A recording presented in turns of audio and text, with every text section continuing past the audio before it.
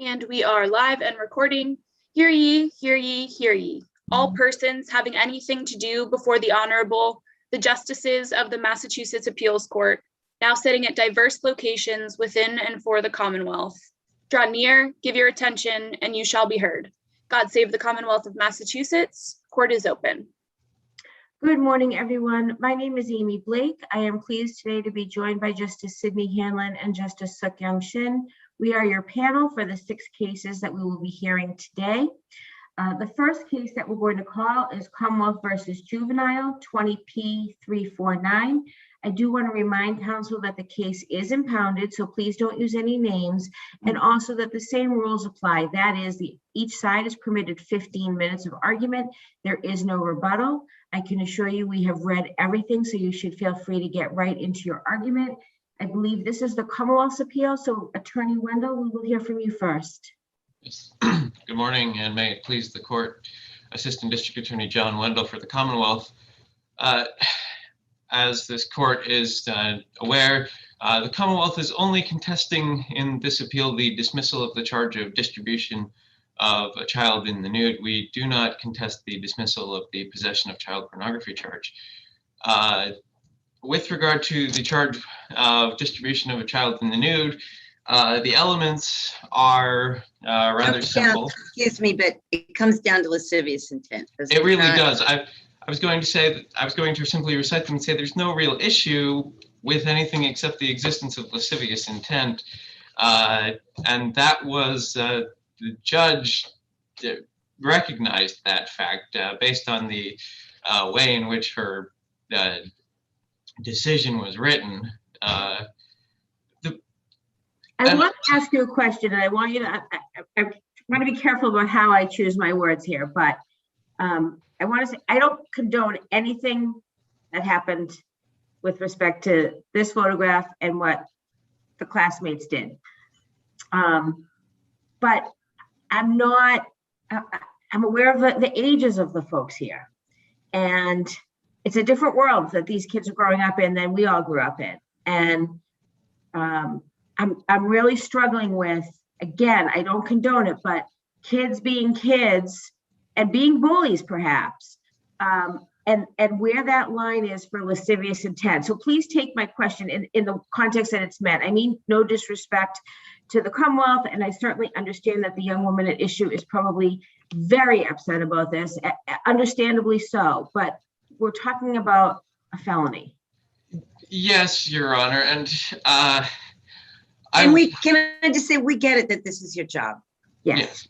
And I will concede right off the bat that as instances of this charge go, this was not by any stretch the most clear-cut case for the Commonwealth to bring, nor by any stretch is it the most overwhelming case. And whether my colleague in the juvenile court is ultimately able to prosecute through to a conclusion in the Commonwealth's favor, that's a rather interesting question that I frankly am glad I don't have to answer today. That being said, the question we're dealing with here is whether the Commonwealth should be allowed to prosecute this through to the end that we see fit. And the only question there is, does probable cause exist for this charge? And given the particular facts, does probable cause exist to believe that there was lascivious intent involved here? And again, I have to concede that as instances of lascivious intent go, this is not the most overwhelming. The vast majority of the cases surrounding this statute and the related statutes of posing a child in the nude and possession of child pornography, they are, to be frank, quite disturbing. What do you think is your best case? Like, what's the, not, you know, what's the closest, what's the one in the same universe as? Yes, Your Honor, I think the answer to that question, the closest we really get, there aren't very many cases on this subject. In fact, I believe there are very few cases at all on distribution of child and minute. I think the closest cases are Provost and Lawrence. Both of them, there was actually nothing particularly wrong with the photographs themselves. That's the motion judge's reasoning here was essentially, this photograph is not pornographic, therefore there can't be lascivious intent. And that's simply not the law. The law, lascivious intent certainly can be inferred based upon the pornographic nature of a particular photograph, and that's actually set forth in statute. That those are factors that can be considered. But Provost and Lawrence both set out facts under which there simply is nothing wrong with the photograph. In Provost, it's a photograph of the victim's vaginal area, which that's troubling enough, but in and of itself, there's nothing pornographic about that. And in, sorry, I take it back. That's in Lawrence. In, no, hold on, I'm sorry. Yes, sorry, that's Lawrence. The photograph is the vaginal area. It's Provost it's a priest taking photographs of a nude boy in a locker room, and the boy is having fun. He is mooning the priest, but he's also making other poses that are not in any respect sexual. But this, nevertheless, the finding of lascivious intent in Provost is based upon the priest's own confession as to the use to which he puts these seemingly innocent photographs. Right. When I look at these pictures, I have sexual tendencies, I have fantasies, I do things. Yes, Your Honor, exactly. And how is this different from, that does feel different somehow. I agree it's one of degree, from a girl of the same age who's mad because this girl kissed her former girlfriend and feels different, doesn't it? Well, it doesn't, Your Honor, because on the one hand, yes, it is the pedophilia, the acts of pedophilia inherent in both Provost and Lawrence are obvious, and in Lawrence, the act of pedophilia, which accompanies the otherwise innocent photograph that presents this lascivious intent, as an act of indecent assault and battery. Itself a horrible felony. So I do concede there's a difference in even the severity of the actions of the individuals in Provost and Lawrence from the act of the juvenile here. But the point really is that lascivious intent can be based on the motivation, the action, the result, and not simply the nature of the photograph itself, which that absolutely. But how you're the juvenile in this case is what, 14, 13 at the time that yes, she shows the photo to the boys, and it's a question of her intent when she does that, and whether there's probable cause to believe that she acted with lascivious intent, right? Yes, Your Honor. Other intents come to mind as more likely, do they not? Well, I will say that there's whether there's lascivious intent or not, there is most definitely malicious intent. Yes, I'll give you malice. But for the purposes of this argument, I mean, I have to talk to my colleagues and yes, but as far as the lascivious intent, the question is, why is she showing it to a group of teenage boys? Why is she showing a photograph of a pubescent girl's breasts to a group of teenage boys? And I would suggest that the intent is to cause them to view the victim in a sexual manner. So and is your evidence, if you didn't have, I'm just trying to look for the language, that they could never look at the victim the same way ever again. If you didn't have that, would your argument be different? It would be substantially weaker, Your Honor, if we didn't have that. The fact that the boys reacted in that way. So then how does their reaction translate to the juvenile's intent? What's the link? The link, it can be inferred that the juvenile knew that that would be their reaction and that she intended that to be their reaction. I mean, they're teenage boys. To be blunt about this, it's a common sense, reasonable inference that a teenage boy is going to react that way to a photograph of a girl's breasts. I can't give a whole lot of authority on that. She was 10, except she was 10 and there weren't any. I mean, I don't know, maybe there were. I'll have to look at the photo before we go, but. The description of the photograph uses the word breast. So I base off of that. Whether it qualifies necessarily, the photograph was actually not before the clerk magistrate and therefore not properly to be considered in this calculus, but the language used is breast. And given that, I would suggest it's a common sense, reasonable inference that a teenage boy who sees that is going to react in the way in which the teenage boys reacted, that the juvenile knew this and that therefore she intended it. That's your problem, isn't it? Is that the juvenile knew this and that what she intended was to arouse them as opposed to humiliate her former friend. Well, I would suggest that the intent to humiliate, the method of humiliation, is to cause these people arousal.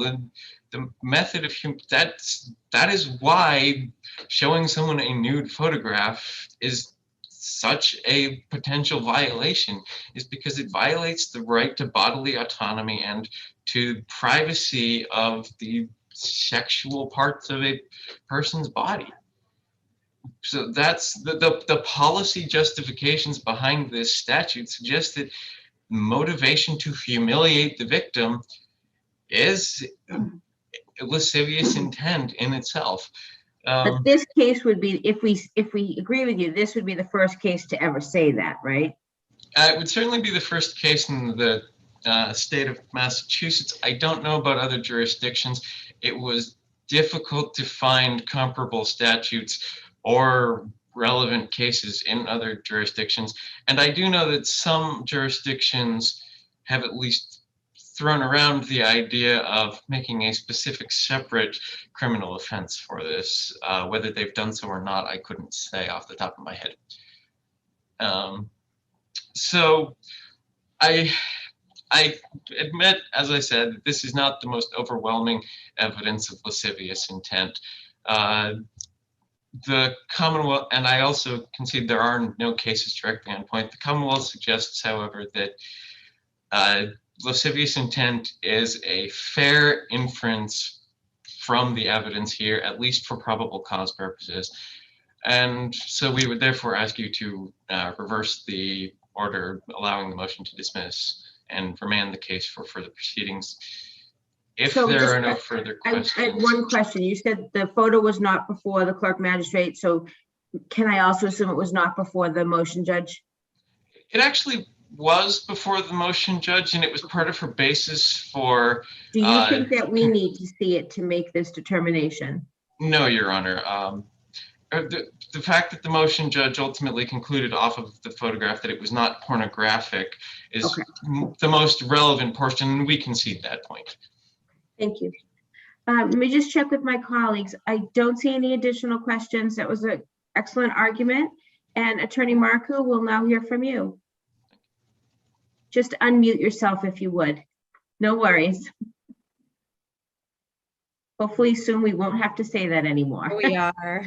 Good morning, Justices. Attorney Lauren Marcoux for the juvenile. If it may please the court. Can you hear me okay? Absolutely.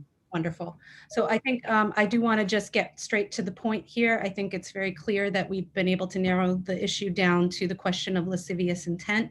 I think that if we review the materials that were provided and submitted with the application for complaint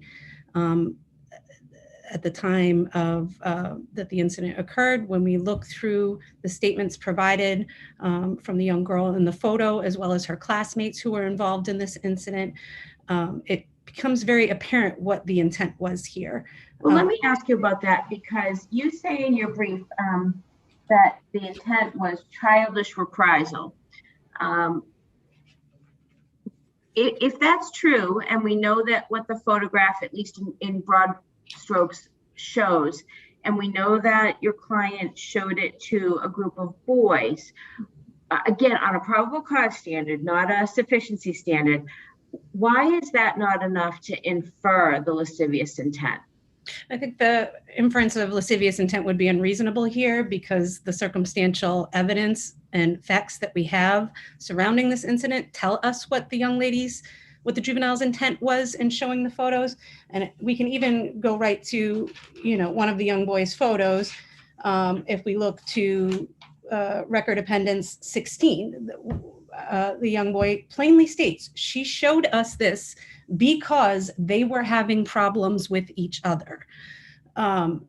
Even he was able to deduce from the situation, from the facts. One of the boys described the photo as inappropriate, right? Of course, Justice. And I don't think anybody here would disagree that what the juvenile did was inappropriate. And I think that all of the kids involved recognized that what happened was inappropriate. I don't think it rises to the level of lascivious intent that is a requisite element to the crime of distributing a photo of a child in the nude. I think if we look to the cases cited by the Commonwealth, to Lawrence, to Provost, those are just incredibly distinguishable from this incident. First of all, we're dealing with adults who are taking photographs of children. This is a selfie that was taken by this young girl herself in 5th grade, perhaps an ill-advised one, perhaps something she later regretted. She herself shared that photo with classmates. And unfortunately, several years later, it was still in circulation and it came back to cause obvious distress and problems for her in her life. Now, I'm not suggesting that she's in any way at fault for what happened here. However, I am suggesting that this was a photo that she herself took. So it's very distinguishable from the incidents that took place in Lawrence and Provost. She was not in any way exploited, which is essentially the primary purpose and public policy reasoning behind this statute is to protect children from being exploited by adults, by people who are in powerful positions over them, even by older children. And in this instance, again, we have peer on peer. We don't have a power imbalance. We don't have an older child and a younger child. We have middle school students who are angry with one another. There is even a statement in the young girl who's in the photos, her statement herself, she admits, if we look back to record appendix 12 to 14 is the young girl's statement, she specifically states that she believes that the juvenile did this because she thought she had shared a photo of her in her bra a couple weeks prior or a month or so prior. So there was a sort of back and forth going on here. Again, I don't want to take away from what this young woman experienced and how embarrassing and humiliating this must have been for her. But I think the facts that were submitted in the application for complaint, and that is the standard that we're looking at here, Justices, we're looking at what were the facts that were set forth in the application for complaint. And did the judge, the trial court judge, have enough reason to find that lascivious intent was simply missing here? And I think that it is. And I think that what about your brother's argument that, say, arguably malicious, right? I mean, if we could parse that out, but that's a reasonable argument, that showing that to the boys as opposed to another girl, and that the inference is that a 14-year-old boy will react or at least perceive the photo to be sexual, that with a probable cause standard, which, as we say constantly, is much less than more likely than not, or less certainly than more likely than not. Why does that not get you at least to the complaint issuing? I think, Your Honor, I think the reason for that is because it simply doesn't suggest that there was any sexual intent. We would have to make a lot of assumptions, and we Brother's argument is that a 14-year-old boy seeing a nude photo is not reasonable to infer that he will react in any other way. I think you brought up a very good point, which was that this is a photo of her when she was 10 years old. There wasn't much breast to be seen, frankly. It was the very top portion of her areola and the very top portion of her nipple, which is described in the record. But it wasn't a full breast. It wasn't a developed breast even. And again, this was a selfie. I know, I'm sure your honors know what that means at this point. But this was something she had taken herself. Apparently, and even if you'd seen it yourself, you may even think to yourself, well, maybe she was trying to be a little artsy or artistic. She's smiling in the photo. She's looking bright into the camera.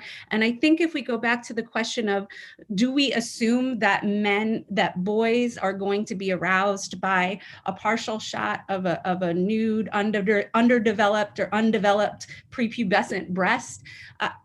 I don't think I'm going to make that leap. I mean, certainly your justices can continue to review the facts in totality. And if you think that that's appropriate to conclude that, I don't see that here. I see a young lady who was angry about this young girl kissing her ex-girlfriend, middle school problems. And I think we can even infer here that none of these kids are really fitting into the heterosexual normativity box, I guess is what I'm going to say here. It's apparent that these young ladies are having relations with one another.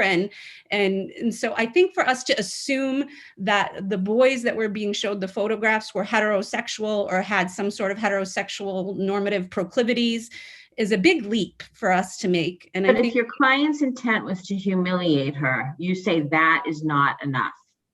Correct, Your Honor. I would even say in arguendo that was her intent, was to humiliate, embarrass, get revenge, however you want to frame it, get back at her. But those things do not add up to lascivious intent. Those things do not add up to a desire to sexually arouse herself or to the people she was showing the photos to. The point was to embarrass the young girl. That was. Do you agree with your brother that we don't need to see the photograph to make this decision? I do, Your Honor. I think that the burden obviously is clearly on the Commonwealth to have provided that to your honors if that was something that was wanting to be considered. I don't think so. I think the photo is pretty I've seen it personally, and I would agree that the manner in which it's described in the record is consistent with what it actually looks like. So thank you. Any questions or? Are there any other questions from the panel? I just want to say that this is a difficult case to talk about, and you've both done a great job with bringing the issues to our attention and helping us, and thank you. Absolutely, absolutely. Attorney Marco, we do have you brief. I know you have time on the clock, but if there are no further questions, I'm happy to take the matter under advisement at this time.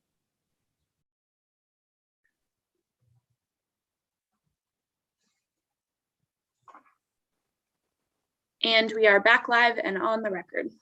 All right, good morning. Our next cases today are Commonwealth versus Billy DIXON, dockets 20P1032 and 20P1071. I am Amy Blake, joined today by Justice Hanlon and Justice Shin. For those of you that are listening, we had a discussion before we came on the record with both counsel. These are two separate cases. They are paired cases and involve the same search warrant. So we had a discussion. Mr. DeMeo is going to present first. And although we will be using a 15-minute clock, we have agreed that because there are two cases, we may go over that time. And then Attorney Kidd will present on behalf of the Commonwealth. So With that, Mr. DeMeo, when you're ready. Thank you. Good morning, Your Honors. Christopher DeMeo for Billy Dixon.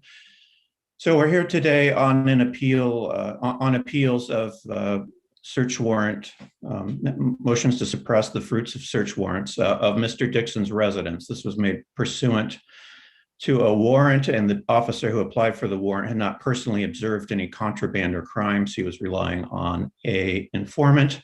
So we are governed by the Aguilar-Spinelli line of cases. And under Aguilar-Spinelli, there's two showings the government has to make before they can reach probable cause when they're relying on an informant. The first is that the informant had some basis of knowledge for what he's... And that's not the issue here, right? I mean, Oh, right, your issue is I the basis disagree. of knowledge. Oh, all right, go ahead. I Sorry. disagree. Yeah.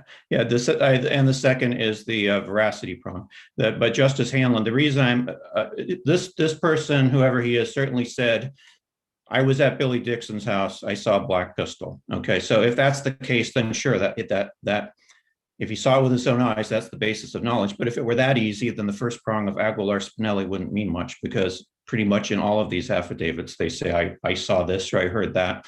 It's a little bit more demanding. It's not that demanding, but it's more than that. And we cite the Alphonse A case, which says that it has to be at least detailed enough that, you know, it's not just a rumor, not just hearsay. And this really, it was, Billy Dixon lives at 259 Wade Street. He's got a black pistol and he's got a computer and a printer. Where he lives is a completely innocent fact that could be known to anyone in the neighborhood, probably could be known to anyone looking on the internet. Black pistols, there's millions of them. And this was 2019. So pretty much everyone had a computer and a printer in their house. So, But is it correct that both judges, I know what you say in your brief about, you know, you're not conceding knowledge. Both judges found knowledge, and where they parted company was on the veracity prong. correct, that is correct. So can I ask you in terms of that, to me, it seems to come down to whether or not the corroborative details relating to the co-defendant can be used as to your client. Neither of you cited any cases for that proposition, and I couldn't find any cases, so I'm guessing that there aren't any. Could you tell me why, Mr. DeMeo, assume just for the sake of the question that the corroborating details are enough, if you will, for Mr. Cortez? Why can't we use those on the veracity prong for your client?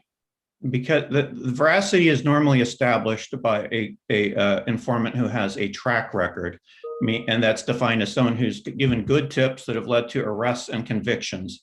And when you read the cases, that's the only time you see reference to tips about third parties, not the defendant.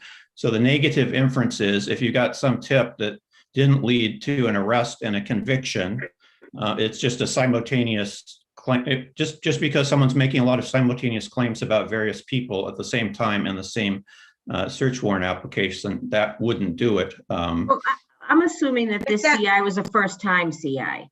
That's what everyone, I think, is assuming. As far as we know.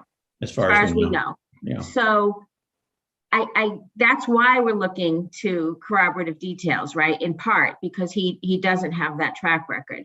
So if the CI can corroborate more than innocent details, again, I'm not asking you to agree to that, but for the purpose of my question, more than innocent details about Cortez, doesn't that tell us something on the veracity prong as it relates to Dixon?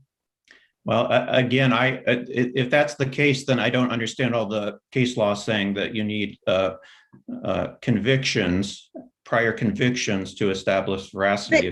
But Mr. DeMeo, that's evolved, right? You have other ways of establishing reliability. You've got controlled buys. You have other corroborating details. There's a lot of cases that say that either prong may be satisfied by other kinds of corroboration, right? It's not just, we used to think that years ago, just convictions, an arrest resulting in a conviction, but we don't say that anymore, right? No, well, it's said all the time. I mean, that's the primary way that veracity is met. But yes, there are certainly alternatives. But the case law that talks about one part of the affidavit being stronger than others and strengthening it I've never seen a case where that applies to two different targets, two different defendants. That's what's kind of weird about this case, is it's completely inappropriate, I would suggest. Why would you get to tack on a second? If the government has a very detailed and good tip as to Mr. X as a drug dealer in Boston, and he wears this and he drives this make and model of car and does this and that, why should they be able to tack on at the end? And Mr. X is friends with Chris DeMeo, an attorney who lives in Melrose. And the information about Mr. X is corroborated by whether it's another informant, whether it's something. It's not just with detailed information about X, but arguably the information about X is corroborated by something else, to the point that there's a conclusion that that's enough, at least for that guy. Doesn't that arguably, at least, establish the reliability prong, at least for purposes of probable cause? No, it establishes it as to him, but what I was saying is I don't see why you would then be allowed to tack on. And Mr. X knows Chris DeMeo, a lawyer in Melrose, to also deal heroin. Why should I have to be? We've decided Mr. X is reliable because he knows he's given us really good corroborated stuff about Mr. Kidd. So he's reliable. So why can't we use him for? I mean, this is the argument, I think, from Mr.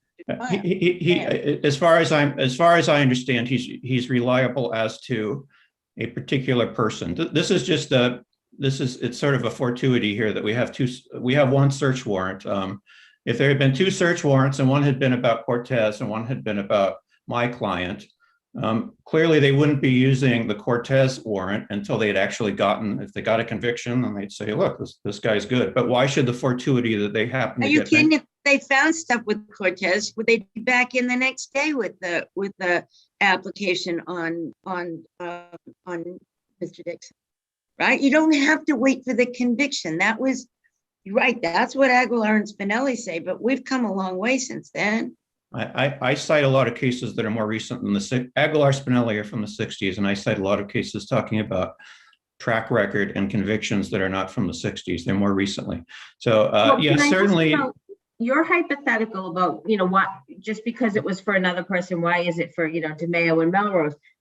I definitely see your point there, but here we have co-venturers. The allegation is that they're running an illegal enterprise together. That to me makes it a little bit different than your hypothetical. We're not saying there's a drug dealer in this house and there's a drug dealer in that house. We're saying these two are running this operation. It turns out the district court judge didn't find probable cause for the check cashing scheme, but going in, that was one of the allegations, is that they were doing this together. But we are dealing with separate residences, right? There were two different searches, and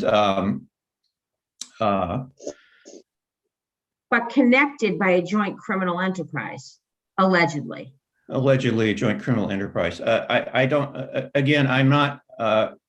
This would really be expanding. This would be expanding the role of cooperation. If the fact that you can corroborate person A and that affects person B is a new development, and I suggest it's not an appropriate development. It's sort of ruled out by exclusion by those cases I talked about that talk about veracity. But if I'm wrong about that, it really doesn't matter in this case, because the so-called corroboration of Mr. Cortez is sort of the same piece with Mr. Dixon.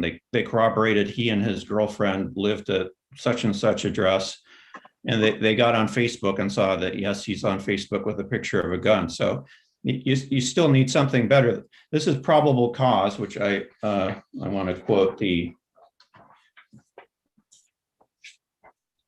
this is the Brinegar case that everyone always cites, this language. Probable cause deals with factual and practical considerations of everyday life on which reasonable and prudent men act. Well, I would submit a reasonable and prudent man who heard that I've got a first-time informant here. He knows where Billy Dixon lives. He got that right. And Billy Dixon has a couple of misdemeanor bad check crimes from 2 years before. And my first-time PI says he's got a gun. So let's burst into his house with a no-knock warrant and see if that's the case. That's not reasonable. That's not prudent. I don't think it's even really that close of a case.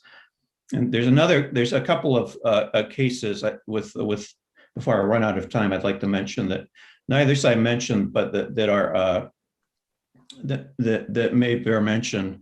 That I didn't pay much attention on the first time because they're drug cases involving controlled buys, but one of them is Montero 93 Mass App Court 478, a 2018 case, and the other is Ponte 97 Mass App Court 78, which I think actually you authored, Justice Blake.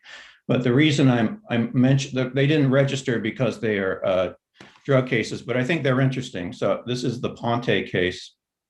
I'm reading from page 82 on it. It says, here the informant's identity and whereabouts were known to the police, which alone do not confirm the CI's reliability. The affidavit does not indicate that the CI had a prior history with the police department, and thus the judge inferred the CI was a first-time informant. His veracity was not established by the statement that he had purchased cocaine in the past. So he had actually made a kind of statement against penal interest of a sort, which we don't have in this case. Nobody said they sold bullets to Mr. Dixon or anything like that. And then you continue, as to the details provided by the CI, he provided innocent details, including that the defendant resided at apartment 2F ...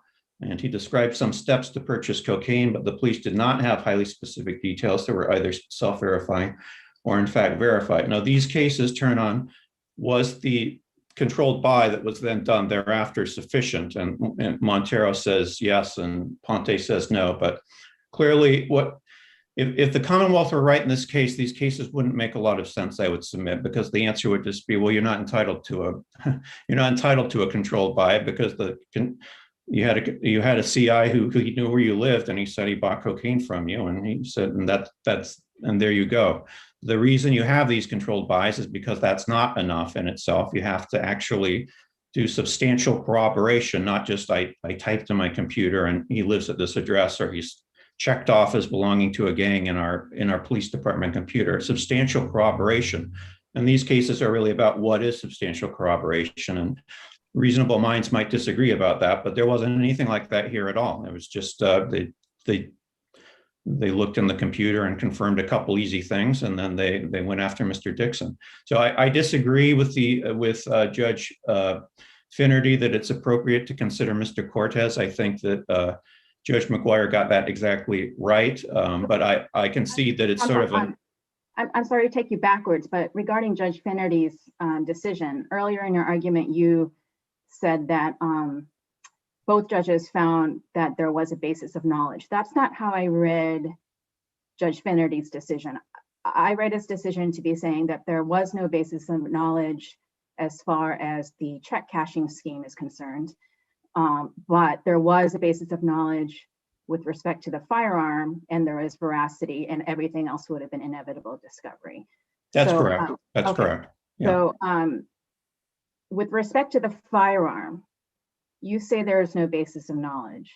How do you distinguish the Rodriguez case, which I mean, I read it, it seems to be that the details there were pretty sparse as well, because if there's no basis of knowledge for either the firearm or the check cashing scheme, end of story, right? Yeah, I mean, the Rodriguez case admittedly is kind of seems to me to be a low watermark as far as probable cause. And it's like a 2000 case, and we've cited a lot more since then. So I don't know how much reliance should be put, but it seemed to me what was important there was the detail. First of all, I believe they said they had a reliable informant in Rodriguez. I haven't read it in a couple of days, but that might make a difference. And the other thing was the details were important because it depended on whether there was enough drugs to be for personal consumption or for trafficking, because if there were just a little bit, there might not still be there a few days later when they searched the house. So it was more into the details like that. But do you have a case where that finds no basis of knowledge, even though the informant personally observed whatever the criminal activity, but the court found no basis of knowledge because of lack of details? Do you have a case that says that? I'm trying to think if one of those ones that talk about not consistent with a rumor. I actually, as I sit here right now, I don't recall one way or the other which way they came out. There's certainly a lot that talk about that. Right. But I don't know. But it seems to me it's hard to, how could you ever fail Aguilar Spinelli prong one if the guy just has to say, I heard him say I'm going to go kill someone, or I saw him with a bag of heroin. I mean, it would automatically be satisfied in every case, it seems to me. So I don't, certainly, but like that quote I gave earlier, if it did meet here, they just squeaked by, I would suggest, and it's certainly not going to shore up other. So if you have two weak parts of, if prong two is strong, it can strengthen prong one and vice versa. But I'd submit here you have two weak prongs. And if I'm wrong about prong one, it certainly didn't do much for prong two, which really was just the guy knew where my client and Mr. Cortez lived, and he looked on Facebook at Mr. Cortez with some guns. And so that. Well, I mean, I'm guessing, I don't know this, so I shouldn't surmise what Judge Shin is getting at, but we don't have to get to veracity if we say there's no basis of knowledge. Absolutely, yeah. Actually, I was going to say you can affirm on any ground, but you have two. Well, one would be a opinions. reverse. Yeah, right. So you mentioned Facebook a few times. I didn't see that in the affidavit. Maybe it says social media. I defer to It Attorney says Kidd on social that. media, and I didn't quite know what. Yeah, I just didn't didn't know. see Wanted to make Facebook. sure I wasn't missing.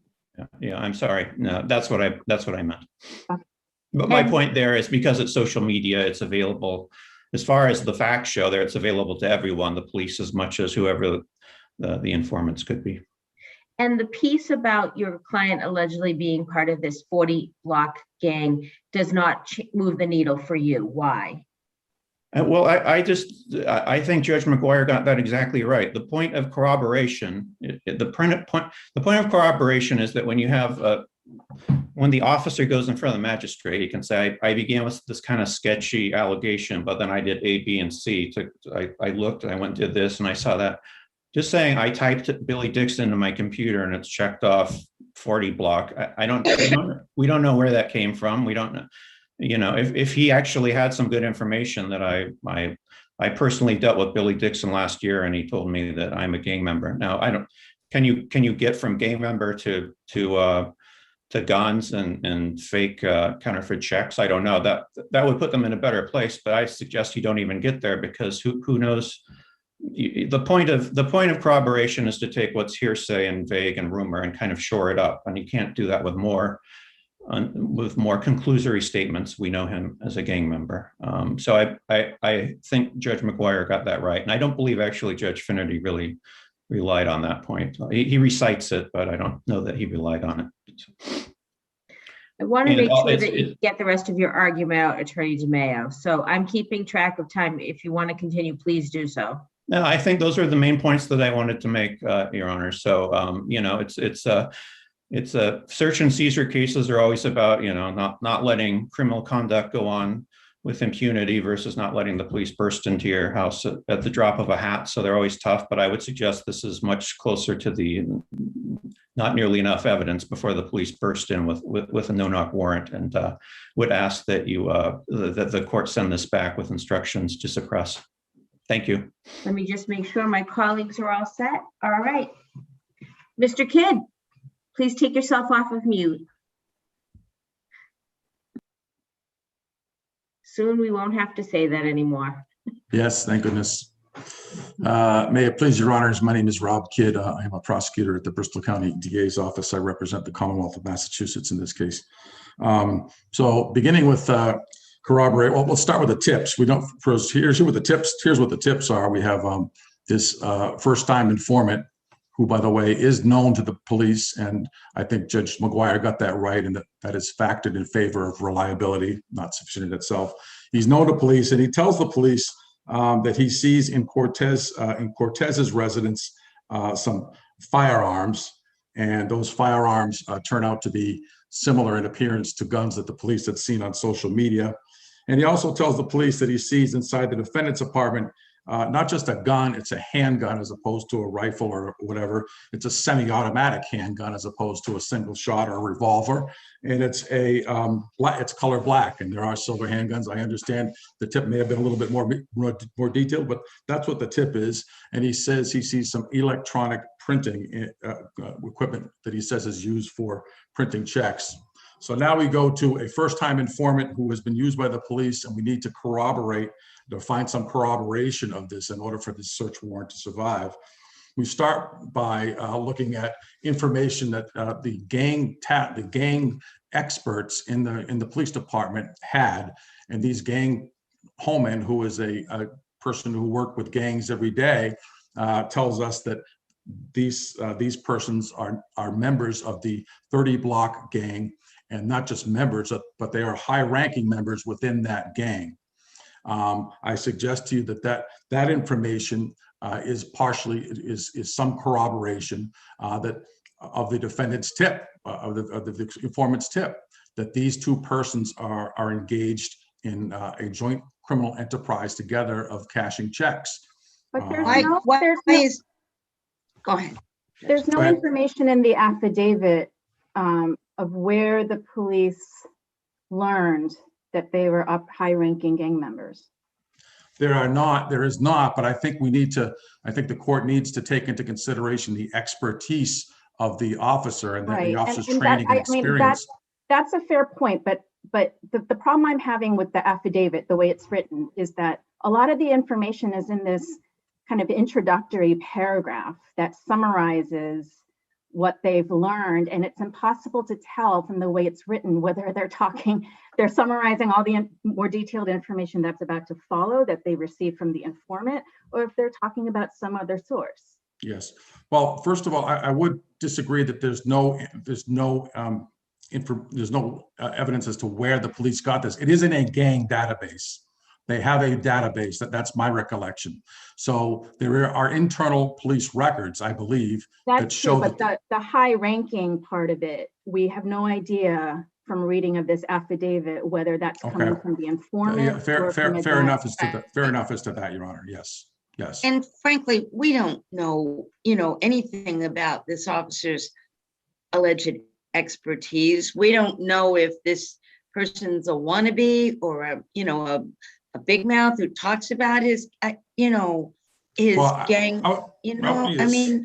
I was talking. I didn't mean to interrupt, Justice Hanlon. I was talking about the officer. Officer Holman is an expert. He's a gang expert. He's in the gang unit. I think you were talking about the informant. Maybe I'm sorry I interrupted. I shouldn't have done that. No. I think and you're right to interrupt me because I think I have that piece wrong. And I do in terms of the basis for the information in the data in the database. Go ahead.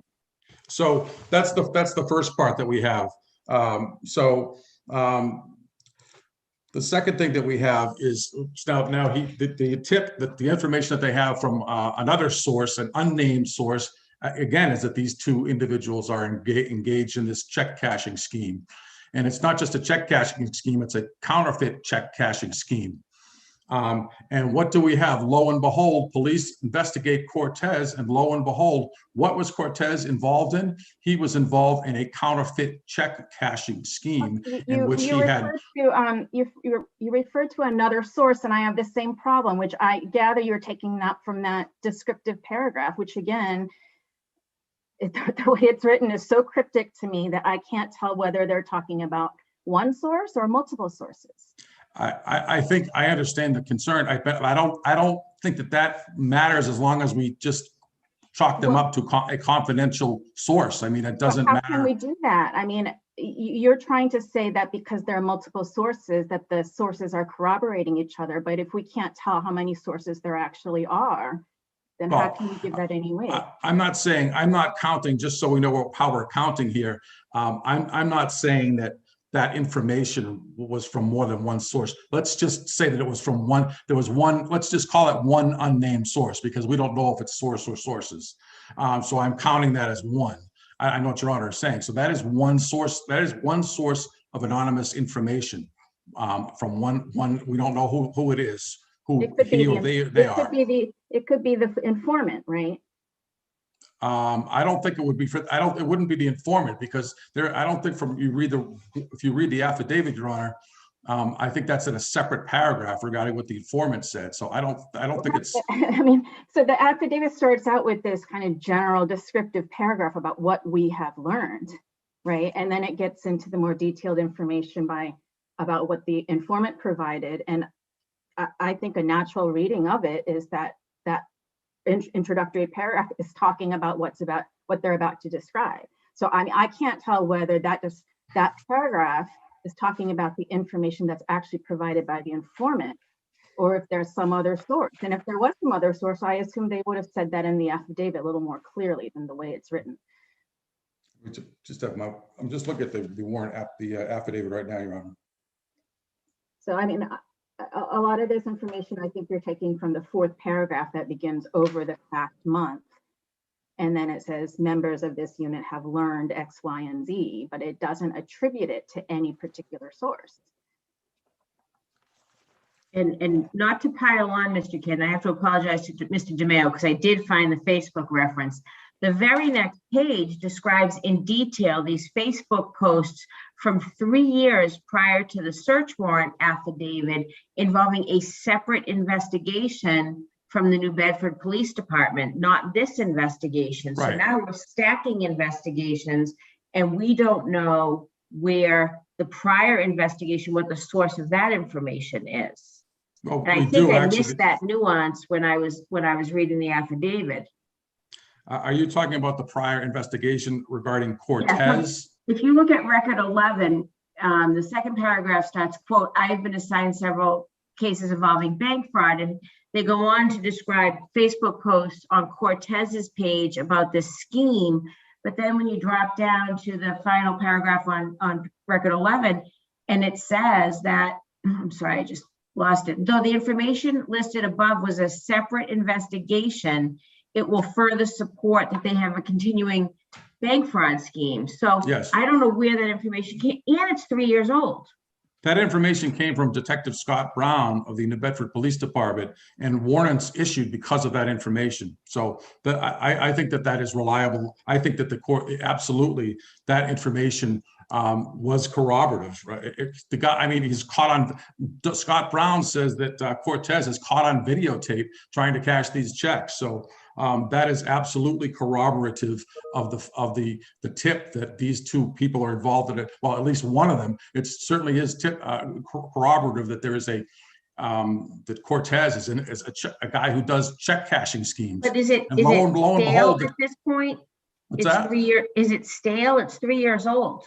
I don't think so. I don't think 3 years is a particularly long time, given the fact when you look at it in terms of how similar it is to this scheme, and the tip that they have regarding the current scheme regarding our defendant is similar. It's that they're doing a counterfeit check scheme, cashing them at local businesses. So, So that is similar, a very similar modus operandi. do you need the corroboration regarding Cortez to establish probable cause? Would you agree with that? I'm not sure that I'd have to think about that. I mean, we also have in this mix, and it's my brief, the fact that lo and behold, these two guys who they have information that are involved in this check cashing scheme, in a few years back, both of them in 2017 had charges that were corroborative of being involved in a joint venture to cash checks. Well, but if you take out the corroboration regarding Cortez, the corroboration you have with respect to the defendant is he has maybe convictions that maybe are somewhat similar. His address, that maybe that he's a member of this 40 block gang. And you're saying that's enough without the corroboration regarding Cortez? Plus the criminal record that they have. Right. And that's enough, you're saying, to? I think it's close, but I think that would be enough. I'll let the court decide. Are you arguing though that we can consider the evidence, the corroboration on Cortez in determining and looking at the reliability prong on this informant? Yes, I look at that as the line of cases that we know regarding like seizure of contraband. So it's basically, I think that if you look at the cases broadly, they tell us that, you know, a prior tip that led to seizure of contraband can be considered in making the person reliable. And I think that this is analogous to that. We have tips that are tips from this informant regarding a different individual that are corroborated by police.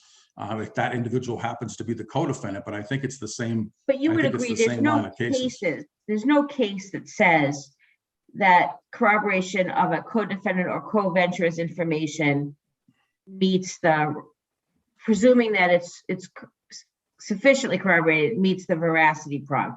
This would be the first time we would say something like that. So what is, you talked about the cases broadly, what is your best case factually for us for that proposition?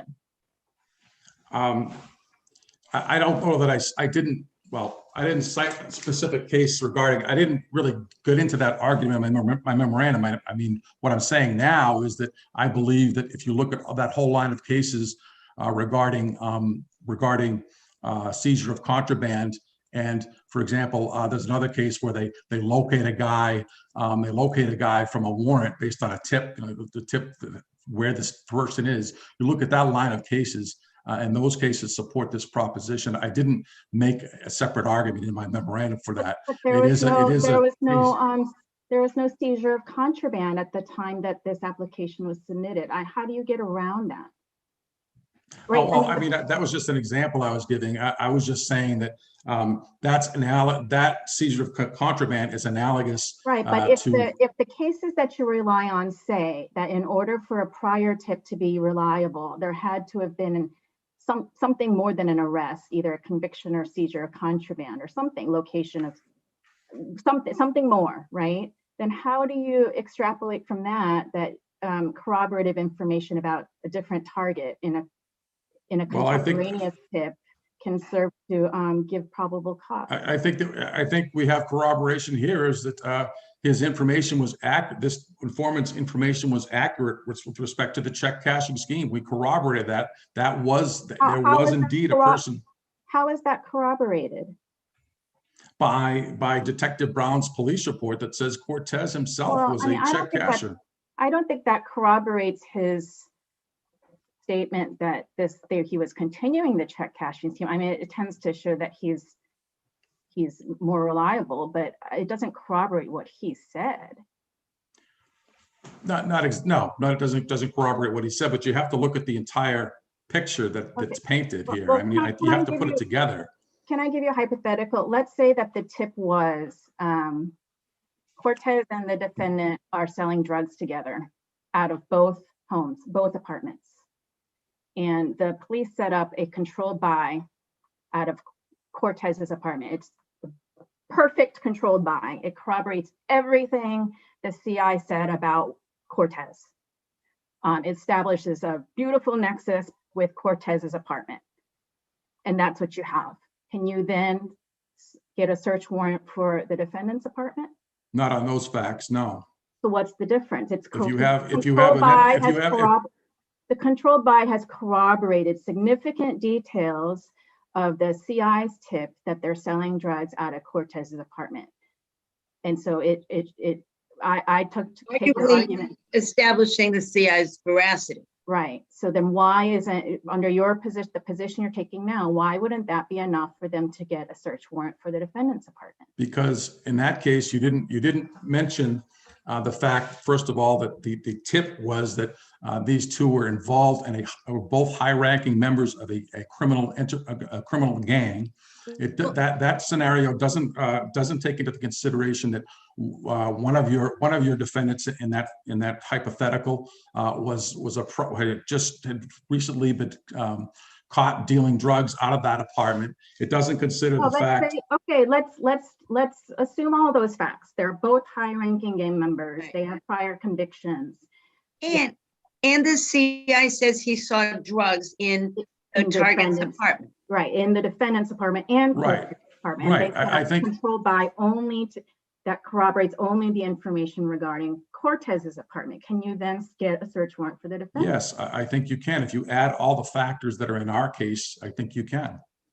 So the cases that carefully go through whether a controlled buy has established a nexus with the targeted location, that all goes out the window once you've established a nexus with one location.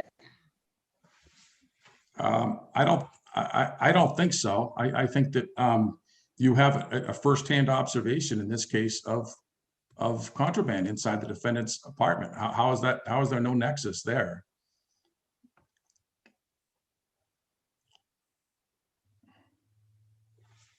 I mean, that's what I think of with nexus. Can I ask you a practical question, which is, how did this happen where part of the case stayed in the district court, part of the case was in the Superior Court, two different judges? I mean, judicial resources, attorney resources, this case is crazy to me in that regard. Maybe I should let Attorney DeMeo answer that question. Yeah, but I'm asking you.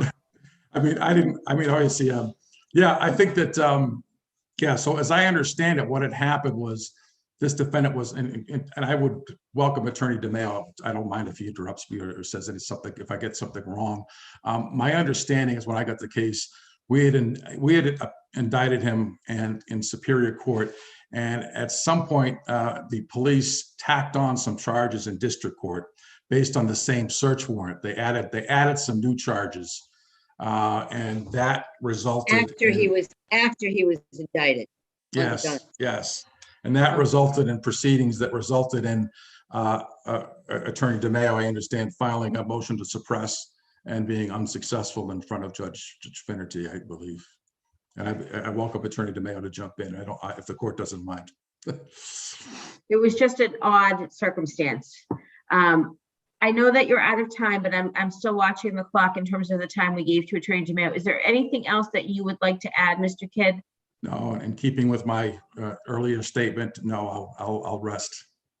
And Justice Hanlon, Justice Shin, anything else? I'm all set. I'm all set too. All right, I see no further questions. Gentlemen, thank you both for excellent arguments and also for working with us. You may proceed. Thank you, Your Honor. May it please the court. This case involves dismissal from the defendant's motion to dismiss pursuant to Chapter 231, Section 59H. The facts of the case are that on October 4th, 2018, my client was visiting East Boston Health Clinic. He was visiting his mother. There was a nurse there. Mr. Heffernan, I'm going to interrupt you because we have read all of the papers. I guess for me, the question that sticks out is much of your argument, I think, is premised on the allegation that the judge accepted as true that the Ms. PERLERA made a false report to the police. And when I read the Superior Court judge's decision, although it perhaps it's not the model of clarity, it suggested to me anyway that for purposes of a 12b6 motion, she accepted them as true, but that she was not making a finding that they were true. And do you agree with that? And if so, doesn't that alter your argument?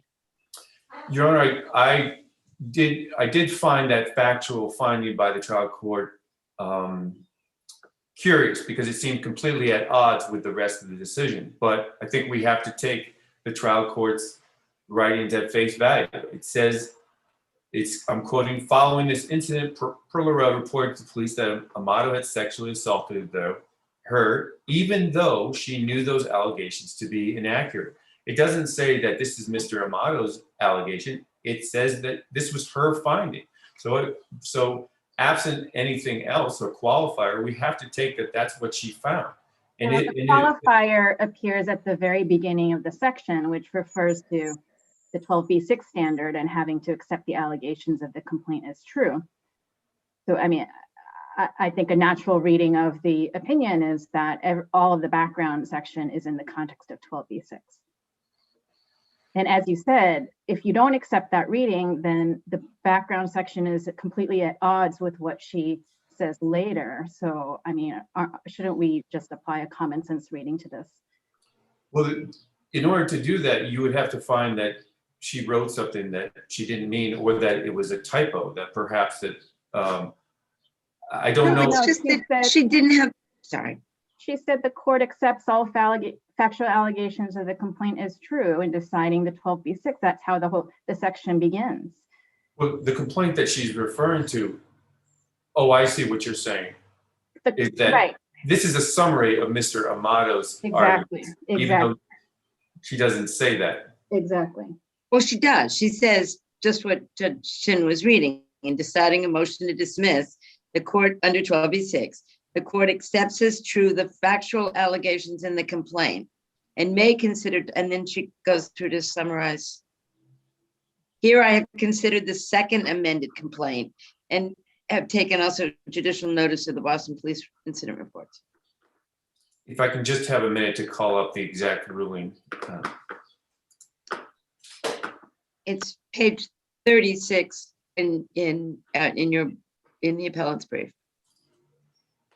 Page 2 of her findings. Page 2 of her findings. Okay.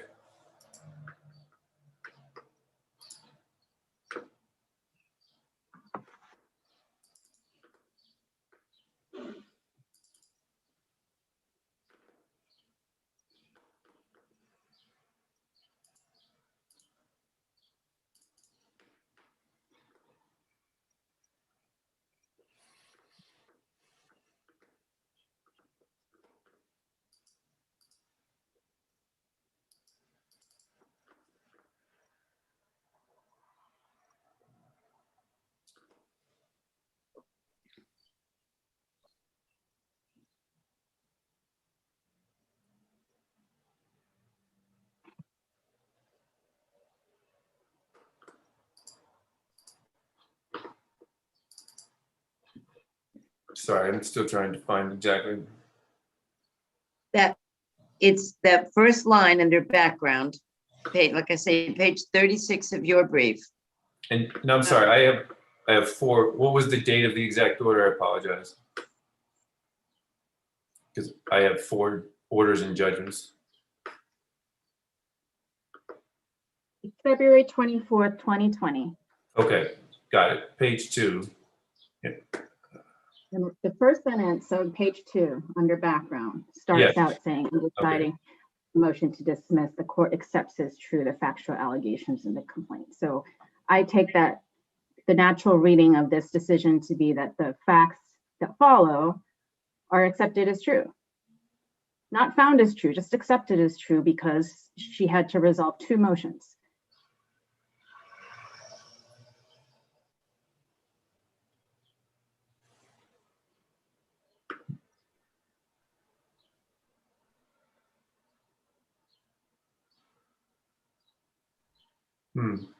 Well, it's a possible reading of it, Your Honor, but that, to me, I read those as her actual findings. And because of the location in the report, it's a separate paragraph. It's actually 2 paragraphs away. I read it in the context of her findings itself. But obviously, it is ambiguous. And it is inconsistent with the rest of her findings.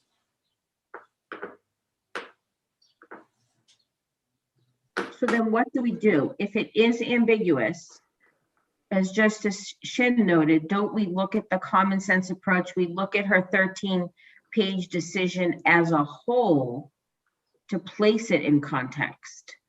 And if we do that, my initial reaction is that she did not find, as a matter of fact, that the defendant lied about what happened. And if that's true, that she didn't make that finding, does your claim now fail?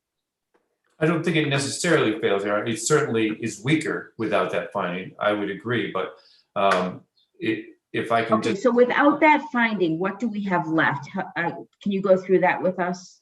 Yes, Your Honor. So just quickly, in order to prevail on a motion dismissed under 59H, if the petitioner can prove that the plaintiff's allegations were based solely on her petition, then the burden of proof shifts to the petitioner that she had no reasonable factual basis or arguable basis in law, and that he suffered an injury. Blanchard added the condition that the plaintiff can still prevail and defeat the motion to dismiss if he can prove that his primary motivation was not to chill the petitioner's activity. And given that the limited time I have, I'm going to focus on that argument. So the trial court made several significant errors. One is that she found that criminal well, backing up, let me back up to that, whether she had a reasonable basis and factual basis and arguable basis in the law. We can prove that that she had no arguable basis because the trial court found that intent was not required under the statute for indecent assault. That simply is not true. I cited a case that said that intent is required, and there's no. No. The judge isn't saying intent isn't required. She's saying she doesn't have to find, in the context of an anti-SLAPP motion, whether he had the intent or not, because the question is whether the non-moving party has shown that no reasonable person could have believed that there was an arguable basis in law for the petitioning activity. So if you accept her account of the incident as true, then why wouldn't a reasonable person have a basis to believe that that constituted indecent assault and battery? Well, there's several cases that I cited saying that the court essentially has an obligation not to accept the factual allegations at face value, but they have to do some delving. Van Loo is one of them, where the appeals court reversed the trial court decision because they said that essentially, if you look underneath the surface value of the allegations, there was reasons to doubt it. In this case, there were reasons to doubt it. One is that she claimed that there was a witness who saw it, although that person was not interviewed at all. There was inconsistent statements as to when. But the witness is identified in the first report. Right, but she wasn't interviewed, which begs the question, which also goes to our argument about that we should have additional discovery permitted. Secondly, in one of the reports, she said that Mr. AMATO had the offensive conduct inside the room and made a comment inside the room, and then made another report says he made a comment outside the room, which calls into question the veracity of the report. So essentially, it's her word against his, and there's some inconsistencies in the report.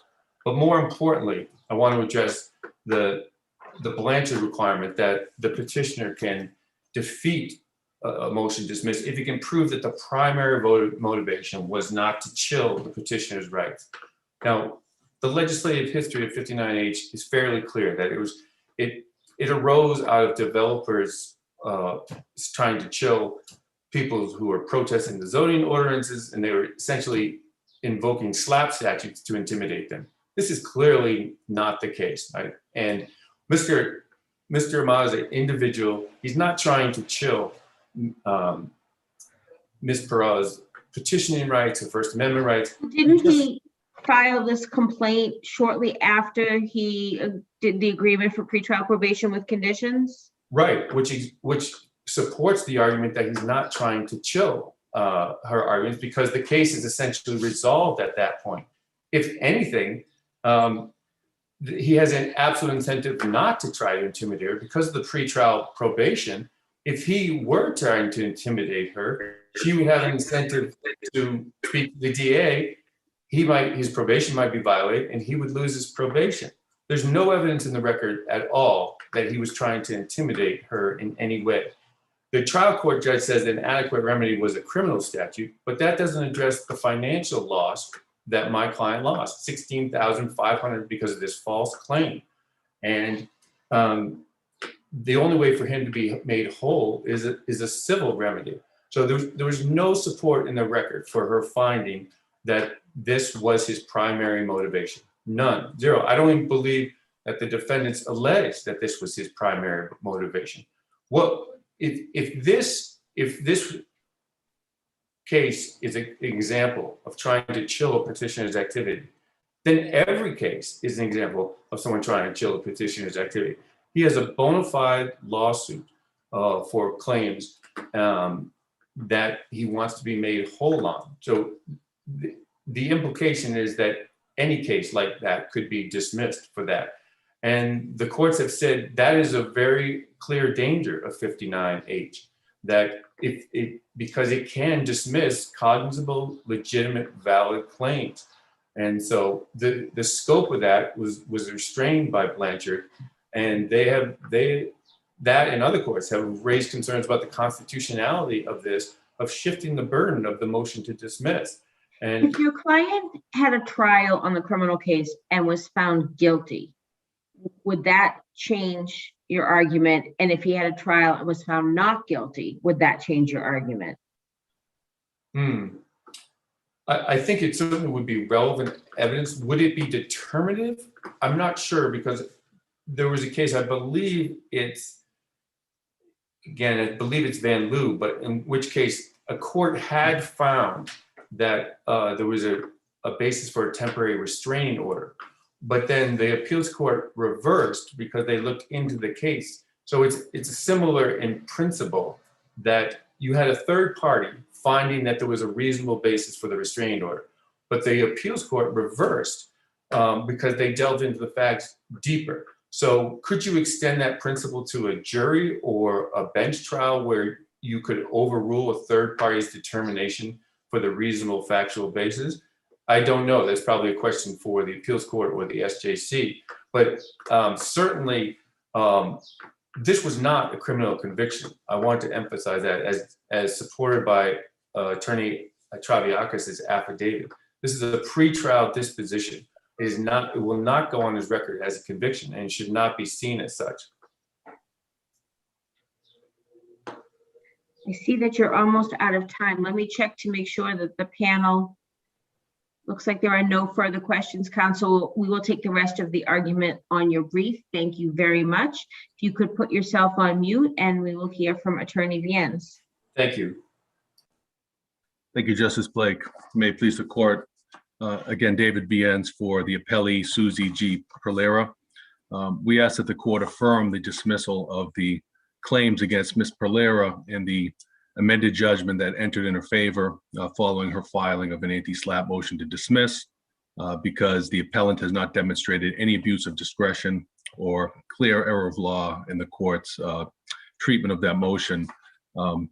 Just to briefly touch on the facts of the case, and just to make evident that the key material facts of this case aren't disputed, and those being that there was an appointment for Mr. Amato's mother at the East Boston Health Center. He was in a room with his mother, 92-year-old mother. Mr. Amato at the time was 63, and he was with a young employee of the health center, Ms. PERLERA, who was 24 at the time. While Ms. PERLERA was taking vital signs of the patient. I'm going to again interrupt you on the facts, because I think that we are pretty knowledgeable of the facts at this point. What do you say about the Superior Court judge's decision? I know you say that perhaps your brother misapprehended the way it was written. Yes. If we conclude that it was subject to more than one interpretation, do we look at the balance of the agreement to determine whether or not she found that your client's allegations were untrue? How do we resolve that ambiguity, if there is one? And I don't think there's any ambiguity. I think that it's borderlines a nonsensical reading to say that this judge found that it was a false claim that was made of this incident. There's nothing in that opinion that would suggest that that's what the judge decided, and there's nothing in the record that would suggest any such finding. There was the complaint, and then affidavits of both Ms. PERLERA and Mr. Amato. Mr. Amato corroborated the fact that his body made contact with Ms. PERLERA. He never disputed that fact. He never disputed that his, genital area made contact with her body. And he never indeed disputed that he had an erection at the time, which was stated in the police reports. He had the opportunity to do that in the complaint, in his affidavit, and I think that omission is glaring. So there would really be no basis for the court to determine that it was a false claim. She reported to the police that this incident occurred. This contact was made with her body. She felt it was inappropriate. She felt his body pressed up against her. there's nothing to suggest that the judge would have found anything false about that. Her perception was what it was. I think she could have tell the difference between something that was an innocent, brushing or something else. So I don't think there's anything in the court's decision that's ambiguous. If for some reason it is determined ambiguous, again, you look at it as a whole, as you would with a contract, and try to make sense of it. And I think it's clear looking at the decision that the judge made no such finding. And as pointed out by Justices Hanlon and Shin, at the outset of the opinion, the court sets forth the 12b6 standard. They have to accept as true the allegations, and the court recites various of the allegations from the complaint. And the court even notes they reserve certain additional facts for discussion when addressing the companion 59H motion. So I would suggest that there's no ambiguity, and if there is any ambiguity, then looking at it as a whole, it's clear that that's a misguided argument by the appellant. I think that in terms of the issues that the court should be looking at, obviously under the threshold showing, it's undisputed that this was petitioning activity. Appellant hasn't disputed that fact. Under the stage 2 analysis, augmented by Blanchard, under the first prong, the courts looks at whether or not it's a case of sham petitioning, whether there's no basis, no reasonable factual basis or arguable basis in law for the petitioning. I think that's a clear answer in this case, where the facts are materially undisputed. As I mentioned, the case went before the claims went before the police, who determined that there was reason to then submit an application for criminal complaint to the municipal court. And then at a probable cause hearing, the magistrate further found there was probable cause. So I think without a doubt, there was reasonable basis in fact or law for the petitioning activity here.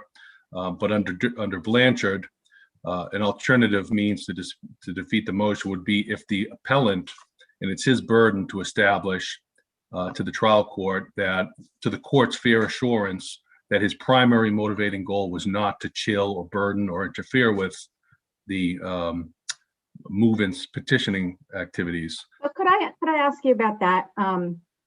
So I get the judge's the judge made some findings about the timing of this lawsuit. It was close on the heels of the disposition in the criminal case, and I get that, but he did wait until the criminal case hadn't been resolved, but that after a disposition was entered to file this lawsuit. So at that point, it seems that there's no ongoing petitioning activity. So then how do you get from that to his primary motivation being to chill her petitioning activity? Well, I think there still is ongoing petitioning activity, but the case is still live. It's not resolved. Pretrial probation is temporary. There's And was it not at the end in January of so 2021?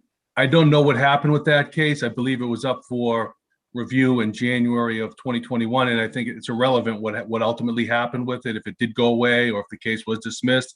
But I think it's like the case cited by the trial court, and it was a 128 decision, so obviously it has persuasive effect only. But the Deaver case involved a case where there was an appeal of an arbitration award, and there was a subsequent civil action filed, and the trial judge here said this is like that case where although the case had resolved, there was an ongoing appeal, and thus there was still ongoing petitioning activity. So the court here said, again, this case was open. It wasn't a finality. The court could have changed it.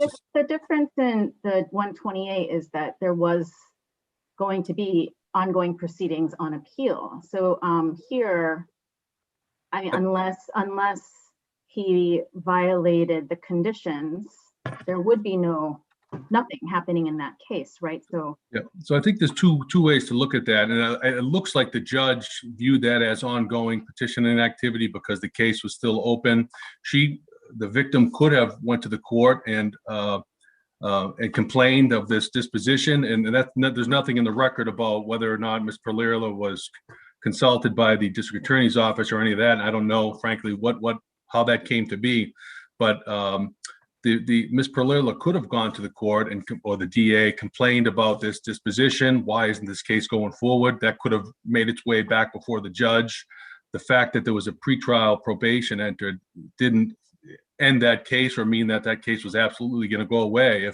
If the victim went forward or complained about that disposition, then there could have been further proceedings. But I think the Deaver case also makes another point that's notable. It talks about the purpose of the anti-SLAPP statute is not only to protect against cases that seek to chill or interfere with petitioning rights, but also cases that punish or retaliate for petitioning activity. So even if you view this as, Mr. AMATO felt that this case was over, he was in the clear, he was safe now he's going to go and he's going to punish Ms. PERLERA for Oh, well, that's actually an interesting argument, because I read Blanchard, the augmented standard, to be saying that the motivation has to be to chill petitioning activity, not to get revenge for petitioning activity. Yeah.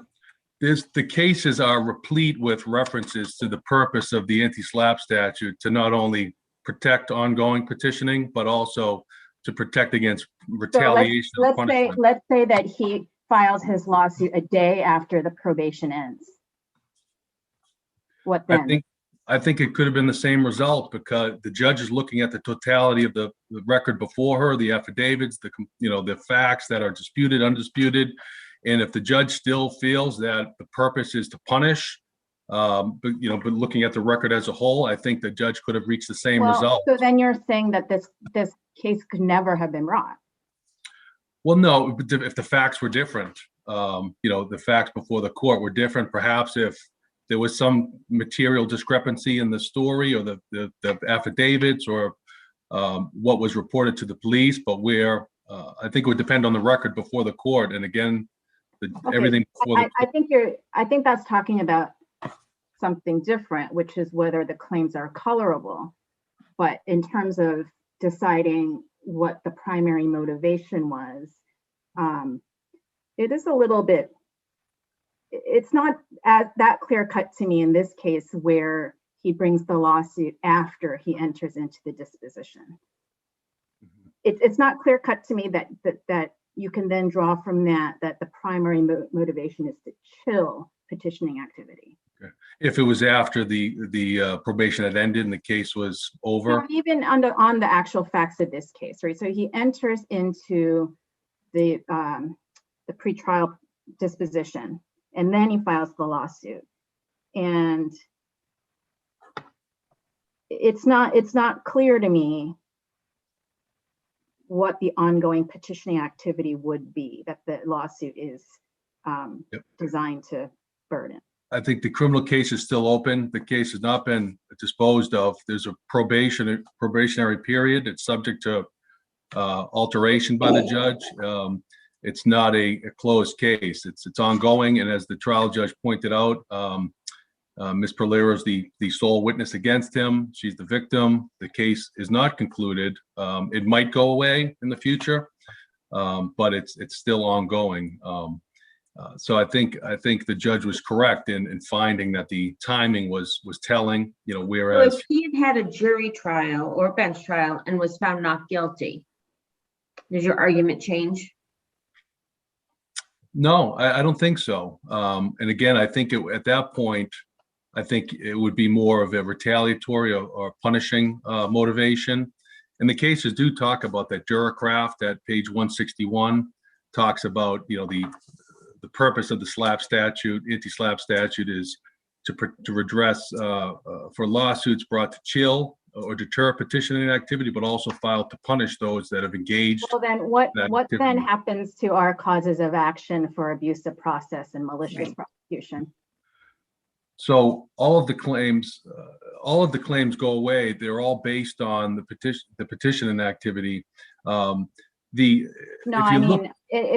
we accept what you're arguing now, that the anti-SLAPP bars claims that don't chill ongoing petition activity, but that seek to get to retaliate against petitioning activity, how could you ever bring a claim for abusive process or malicious prosecution?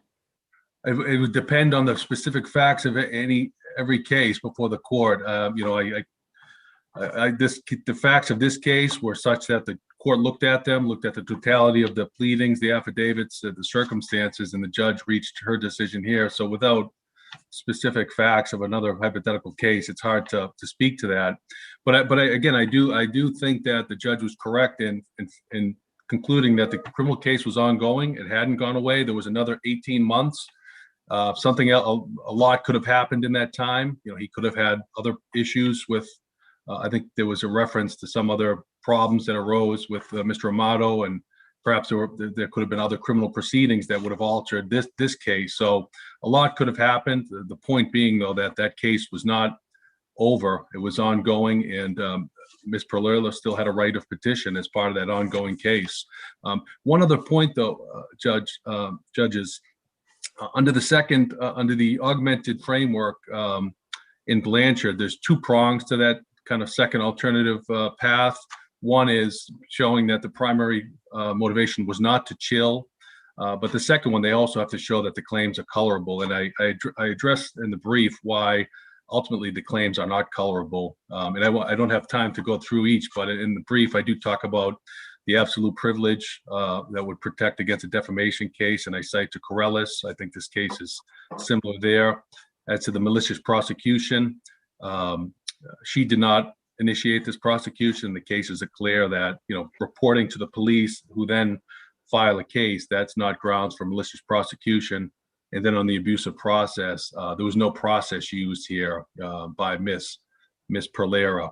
Reporting a crime to the police is not process. It's not the filing of the criminal complaint that was done by the police. So I would assert that. Ask you, counsel, you're on page 47, you asked for fees. Is that pursuant to the statute? It is, Your Honor, under the statute, and there's cases, I think O'Gara also addresses that on appeal. The statute provides for award of fees, and that's at page 501 of O'Gara, which is cited in the brief. When I see that my time has expired, unless there are other questions from Your Honors, I would rest on my brief. I don't see any, counsel. Thank you both.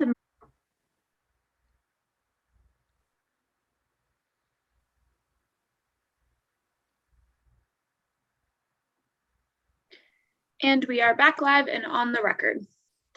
Thank you. Again, my name is Amy Blake. I'm joined today by Justice Sidney Hanlon and Justice Suk-Young Shin. Our next case is William Schultz Jr. versus Siciliano Plumbing and Heating and others, docket number 2020P0928. Mr. Slepchak, when you're ready. Mr. Darling, if you could put yourself on mute while Mr. Slepchak presents. Thank you. Thank you, Your Honor. May it please the court, Peter Alexander Slepchak on behalf of the appellant, William Schultz Jr. Your Honors, from our perspective, this appeal presents really two main issues. The first is whether or not the trial court was correct in concluding that the statute of repose applies to the work that was performed by Siciliano Plumbing at 281 Main Street in this case. If it does not, then the order of summary judgment needs to be vacated. If it does, then we reach the second question, which is whether or not the harm that was suffered in this case, the unfortunate death of Mr. William Schultz Sr., was that whether it was caused or arose out of any defect or deficiency in the planning, construction, or general administration of the project, or whether it was the result of an independent act of professional negligence on behalf of Siciliano Plumbing. Let me begin by addressing the first issue. As I'm sure the court is well aware, the statute of repose bars actions in tort that arise out of any deficiency or neglect in the design, planning, construction, or general administration of an improvement to real property that is not commenced within 6 years of substantial completion of the project. As this court has many times articulated, the protections of the statute apply only to those individual acts of expertise akin to those commonly thought to be performed by architects and contractors.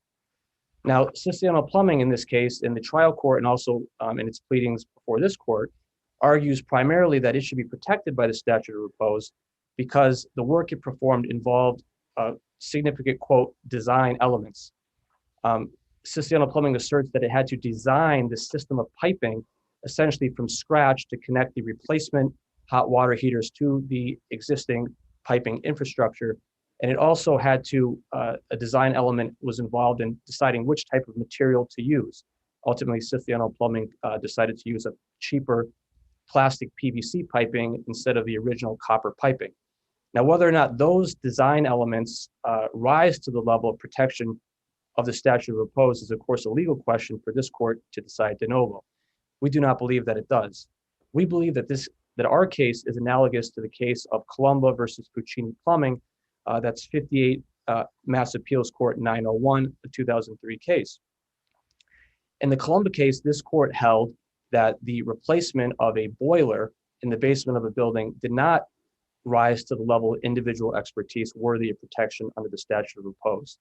And this court reasoned that, quote, the policy reasons for the protection afforded by the statute of repose do not encompass the straightforward installation of a replacement boiler. And those policy reasons— Arguably, I mean, it's one boiler, there's one there and you're putting a new one in. There is, as your brother argues, that in fact, installing 6 of them plus another one in the laundry room or someplace in a 7th place required a design element, because in this case, all the copper had been stolen out of the building, right? So it's not like you're replacing something that's there. I understand that argument, but my response to that, Your Honor, would be this, that when we're looking at this, whether the statute of repose should be applied, it shouldn't be the amount of work involved. I do concede that the amount of work in this case was more than in the Columba case. Here we're dealing with 7 hot water heaters versus 1, but it's not the amount of work that should control. It's rather, it is the nature of the work that is important. Because whether it's 1 hot water heater or 7 hot water heaters, we have to look as to whether or not applying the statute of repose would further the policy reasons for the statute. And so when we're dealing but there are facts set out in the Rule 9A statement that establish that Mr. Siciliano had to make judgments about where to put the pipes, how to design them to maximize, the water flow. So why doesn't that take us out of Columba? Well, Your Honor, I would say that that's actually a disputed fact. Of course, in his affidavit, CYNTHIA Plumbing alleges that he had to do these things. However, the affidavit supplied by our expert, William Callahan, who inspected the premises, he concludes that the path of the piping that was laid out by CYNTHIA Plumbing was identical to the path that was previously there. And so, I'm sorry, where is that affidavit? Your Honor, I would direct your attention to Record Appendix pages 98 and 99, paragraphs 7 and 8.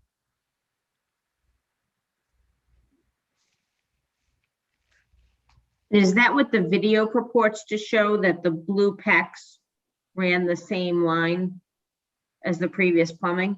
That is the conclusion, yes, Your Honor, of our expert. That he was able to tell based upon where the brackets had previously been located and where they were, the new ones were, that it was the exact same pathway. So, okay, but that doesn't necessarily create a dispute with Siciliano's affidavit that regardless, he still had to make the judgment calls. Maybe he ultimately decided to use the same paths, but I don't see this to be a disputed fact. Well, even if he had to make the judgment call to put it along the same pathway, Your Honor, our argument is essentially that judgment does not rise to the level here. That is not an act of individual expertise akin to those commonly thought to be performed by architects or engineers. Why doesn't it compare favorably to, say, installation of bleachers, which I believe it was an SJC case that said that's requires individual expertise, or the manufacturing of or the installation of a electrical distribution panel? Your Honor, I'm not familiar with the bleacher case, but I believe I am familiar with the electrical panel case that you are referring to. And I believe that's the parent, the Stone and Webster Engineering Corporation case. But that case, you're correct, that did involve the installation of an electrical panel, but there was really no analysis in that case about whether or not that act rose to the level that was worthy of the statute of repose. That case was the analysis in that case was focused on whether or not that was an improvement to real property. So, you know, and I don't know. That's true. But, you know, to be frank, there isn't that much analysis in Columba either. It just seems to conclude somewhat summarily that, oh, okay, well, just replacing one boiler isn't enough. But then the court left room saying that, you know, plumbing work could fall within the statute if there was some individual design elements or customization work. So, I mean, what do we do with that? I mean, Columba kind of seems to be the one, I won't say outlier, but it's kind of stands out there on its own. I understand, Your Honor, and our argument is that you have to look to the nature of the work, and we believe that the nature of the work is similar in both cases. It's replacement of existing plumbing infrastructure, and whether it's one or it's seven, we don't believe that rises to the level. But that would bring me to the next argument, that even if the court disagrees with us and feels that this was a design element covered by the statute of repose, the statute should not bar our claims for another reason, and that is that we do not allege in our complaint that the harm in this case, the death of Mr. Schultz, arose or was caused by the way SZULC Plumbing put the pipes together, the way they laid the pipes or connected them to the hot water heaters.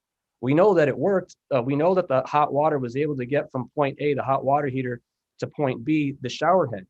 There was no problem with that. But what we allege was the negligence in this case was a failure on the part of SZULC Plumbing to go into that shower in the apartment of Mr. Schultz and ensure that the water temperature coming out of that shower head complied with the state uniform plumbing code, that the water temperature did not exceed 112 degrees Fahrenheit. Except that he says he did, and that's undisputed. Well, Your Honor, that's not entirely true. It is disputed. If you look at the interrogatory answers of the co-defendant in the case, 855 Liberty, they were specifically asked by us, did anybody go into that shower head, into that shower? Did anybody do any maintenance to the valves? The answer was no. And that was the party that contracted with SZULC Plumbing. And they Mr. Siciliano said he didn't remember, but he always did. He didn't remember specifically, but he always did, right? Correct. Yes, Your Honor. That's his statement. But you have in the summary judgment record, as I stated, the sworn answer of the co-defendant, 855 Liberty, who hired SZULC Plumbing, and they say unequivocally that nobody went in there and nobody did any work in that shower, that the work was limited to the basement of the home.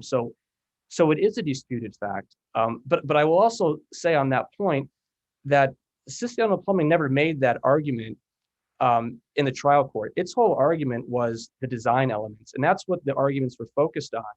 And so to the extent that they're trying to claim that it's a disputed issue of fact, we would ask if the court doesn't find that interrogatory answer by 855 Liberty is sufficient to create a material issue of fact, then we would ask that the case be remanded and that further discovery be conducted.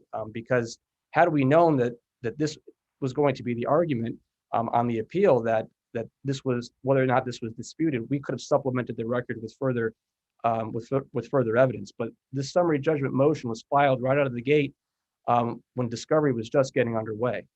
Mr. Slupchak, your brother submitted a 16L letter concerning the D. Alessandro case. And it seems that case, in part, stands for the proposition that the issuance of the certificate of occupancy for each building triggered the statute of repose. And if I apply that to your case, the certificate of occupancy was issued when? You know, Your Honor, I don't have that at the tip of my fingers. But I would say that I don't believe that case. Would you agree, though, that if if the dates line up, D'Alessandro controls in that regard? I do agree, but we're not arguing that the statute of repose should have been told by a certain amount of time. We concede that the work was completed in September of 2012. We're not challenging that point, but what we're saying is that the statute of repose should not apply because the harm suffered here did not arise out of the construction of those pipes. It arose out of a separate duty that Siciliano Plumbing had. I mean, the judge found that if a plaintiff can come in and recast their claim as challenging a single component of a larger project, then they could easily just circumvent the statute of repose. Why is that wrong? That seems right to me. If it's all part of the same project. Sure, Your Honor. Well, I would say that there are two cases that stand for the proposition that when you can separate down individual elements in a project. You have the Coca-Cola Bottling Company of Cape Cod case versus Weston Sampson Engineers, 445 Mass Appeals Court 120, 1998. In footnote 8 of that decision, the appeals court noted that in that case, claims for negligent design, for example, would be barred by the statute of repose. However, they also conducted an analysis on whether or not there was a bar under the general administration. So that case, and also an additional case, Your Honor, which deals with this bifurcation, is Penn America Insurance Company versus Bay State Gas Company, 96 Mass Appeals Court 757, 2019. Again, that's another case where the court said, okay, if you're talking about design elements, those are barred. But then we have to also look at whether or not there was general administration, or whether or not, as in the Penn America case, there was a separate duty beyond that to maintain. Well, the difference in Penn America, as my learned colleague Justice Blake could probably say better than I can, in Justice Blake's case, the defendant, first of all, continued to own the equipment, right? And so had access to it, and then had an ongoing obligation to maintain. So that would be a separate claim. But I mean, there have to be many projects where once the installation work is completed, that the contractor tests the equipment, right? So if a plaintiff could just then say, well, my claim is the failure to test the equipment after it's been installed, then how does that not eviscerate the statute of repose? Your Honor, we have to look to the statute, and the statute is clear that it bars claims that arise out of planning, construction, or general administration. And in this court in Coca-Cola, defined what general administration is. Well, why isn't testing of the equipment you just installed part of construction? You construct the equipment and then you test it to make sure you've done it properly. Well, Your Honor, I don't believe that that this was a test. This had to do with the water temperature, and I see my time's expired. But I would just say that, as in the Penn America case, there was a separate duty that we alleged that was breached by Siciliano Plumbing, a duty to make sure that water temperature was safe, and that he failed to do that. He did it in a negligent way, and that caused the harm. And so that would bring us outside the protections of the statute of repose. Thank you. Let me just check and see if the panel, I see no further questions. Mr. Slepchuk, thank you very much. Attorney Darling, please take yourself off mute and you may begin. So may it please the court, I guess I would begin with an apology to Justice Blake because I did not cite your decision in Penn America in my brief. I did notice that. But I did cite the Barkan case, which is the primary case, of course, that you relied upon, Judge Blake, in writing Penn America. And Barkan is pretty clear that the statute of repose is an absolute bar. And the SJC has said that again, as we know, recently as a few months ago. So what is the difference with Penn America? I think that Justice Shin already kind of pointed that out, which was that the gas company in that case owned the property in question. And because they had installed it 15 years earlier, they were trying to rely on the work that they did installing it. And of course, Judge Blake, you said, well, you know, That is a whole different kettle of fish from you own the property over those 15 years plus years, and you didn't maintain it. And in fact, in the Pan America case, as you know, there were rules and regulations that came into effect after the original design and installation that required the gas company as owner of the property to do certain things on these outside meters. And of course, it was the snow buildup that was alleged to have caused the fire here. So the fact that the defendant in the Bay State Gas Company owned the property is, of course, the linchpin that decides that squarely against the appellant in this case. Mr. Siciliano obviously didn't own the property. He never returned to the property after September of 2012. And I find, in fact, put the PEX lines exactly where the prior plumbing lines had been. Why is that not just, why is that individual expertise if he just followed what was already there?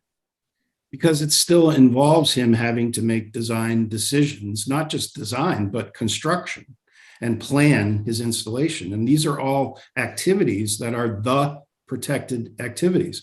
So as you will see in the affidavit, he says, well, I put in these Mickey ears, which are placed at different, joists along the floor. Well, I don't know about you, Justice Blake, but if I go to Home Depot, I can't figure out how to install my plumbing system using PEX, or where do the Mickey ears belong, or should I use a red hose or a blue hose? If you look at page 62 of the record, you'll see a photo showing the Mickey ears. And in fact, they look like little Mickey Mouse ears. So where those go and how they're installed and how that supports PEX piping versus copper piping, these are all elements which may be second nature to plumbers, but really involve expertise. You and I couldn't do those things. And that is the difference here. And the key difference here is the plumber is exercising his expertise as a plumber. And there was no countervailing fact in the record to dispute that. And that is really the key. I don't know about you, Mr. Darling, but I can't install a water heater by myself either. And yet Columbus says that doesn't involve individual expertise. So, where do you draw the line? Well, I think here, I do agree that Columba is an outlier, and I would even go so far as to say, as I think it was wrongly decided. I didn't take that position in my brief, but in going through and preparing for this again today, even if I'm replacing a boiler, right, I have to still sweat the pipes on. I have to decide if the pipe angle is going to be 90 degrees, 3 feet away from the boiler or 2 feet. And even if that's, relatively close to where it was before, so what? I can't do that. Justice Hanlon can't do that. Justice Blake can't do that. We need the expertise of a plumber to do that. And it's the plumber, there's kind of a red herring here about design. Maybe I would shift to that point. This wasn't a summary judgment motion based upon design. It was clear that that was one of the bases. This fellow not only did the design, he planned it and he constructed it. All of that's undisputed. It's entirely undisputed. So here's kind of what I puzzle over. So Columbus says what it says. So let's say you have plumber A who installs the water heater. You have plumber B who installs the water heater and designs, puts in new pipes. The claim against both plumbers is exactly the same, is that each plumber didn't calibrate the temperature correctly. So the claim doesn't arise out of the portion of the project that involves design. So plumber A under Columba would not be protected, but you're asking us to say that plumber B would be protected. So how does that comport with the statutory policy? Well, I think they're frankly, I'm sorry, go ahead. I beg your pardon. How does that outcome comport with the statutory policy? I think in your example, Judge, they're both protected. To say that the last act in the course of constructing, whether it's a replacement water heater or here a brand new water heater in the laundry room that was never there before, by the way. So whether we're doing either of those things, we're still using, right, but plumber A would not be protected under Columba. Right. I think, again, that Columba is an outlier, but we have to go to the facts of this case and compare them to Columba. So in Columba, what did we have in the record in that case? We had the deposition of the actual plumber. And according to the appeals court in Columba, that plumber said, I didn't design anything. I didn't do anything. I just did a like for like replacement of a single boiler. That was the testimony in that case. And it's very clear in the decision. What's the testimony in our case? Not that. The testimony in our case is very different. There were other factors that came to bear, other design decisions, other planning decisions, other actual construction decisions. And to say that, the plumber who puts in a new water heater and then, of course, has to test it, right? Because the plumbing code requires that, and the state sanitary code requires the temperature testing. To say that that's somehow some non-statute of repose portion of the construction, whatever, I mean, that would eviscerate, I think it was the word you used, Justice Shin, the statute of repose. The silly example I put in my brief was, well, what if it was a carpenter installing some hinges on a door, and 9 years later the door fell down and injured someone? So then what's going to happen? They'll say, oh, well, that's an installation issue. That's not design, that's not construction, that's installation. Well, I give them an A for effort on that, Your Honor, but it doesn't pass the legal test, and that's the problem. So testing the temperature is part. There is a case, I forget which one it was, where we suggested that a failure to warn claim would be independent of the project. Why would that be? Why isn't that also part of the original design or the installation or construction of the project? Well, a failure to warn, I don't think was ever alleged in this case. No, I understand. I'm just trying to explore the limits of the principle you're asking us to adopt. Well, I think you have to really go back and look at D'Alessandro, the most recent opinion from the SJC, which says, look, why are we in this situation? How did we get here? Well, we got here because we eliminated the privity requirement in contracts, right? So the legislature said, well, wait a minute now, all these people who are involved in building homes and buildings and everything, they were protected by privity. Now they're going to be completely unprotected. So we need to pass a law that says if the tort claim is going to arise out of any work they did more than 6 years ago, sorry, Charlie, you're not going to be able to bring the claim. So I think that's your best guidance, is to the SJC's, and it wasn't just in this recent decision. It's in Dighton and all of the older statute of repose cases that yes, it's a public policy decision here that the legislature has made, trying to work with these competing interests, the legitimate interests of plaintiffs to seek a recovery, and the legitimate interests of defendants to be free from litigation forever. And if you in this case said, oh well, checking the water temperature is somehow kind of an exception, then you know what, they could go back and sue the guy who put in water heater 30 years ago or 40 years ago. Where does it end? It doesn't, and that's the problem. So I think really that's the key issue and the distinction here. I guess I would also just like to say is, if you look at the record in this case and the summary judgment filing, a lot of these facts that the plaintiff is kind of throwing around in the argument, there were never any kind of factual filing under oath in terms of the Rule 56 9AB5 statement.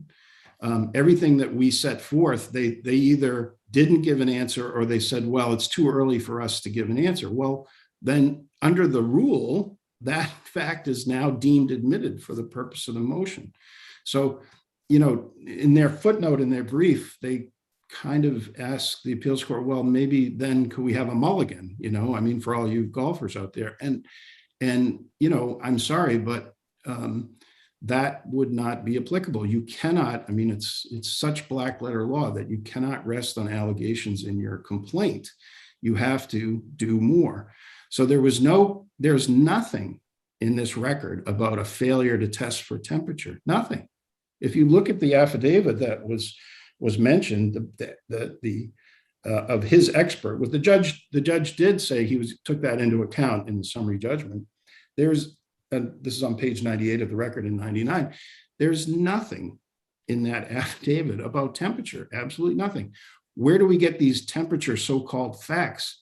The only citation in the record is to an unverified complaint.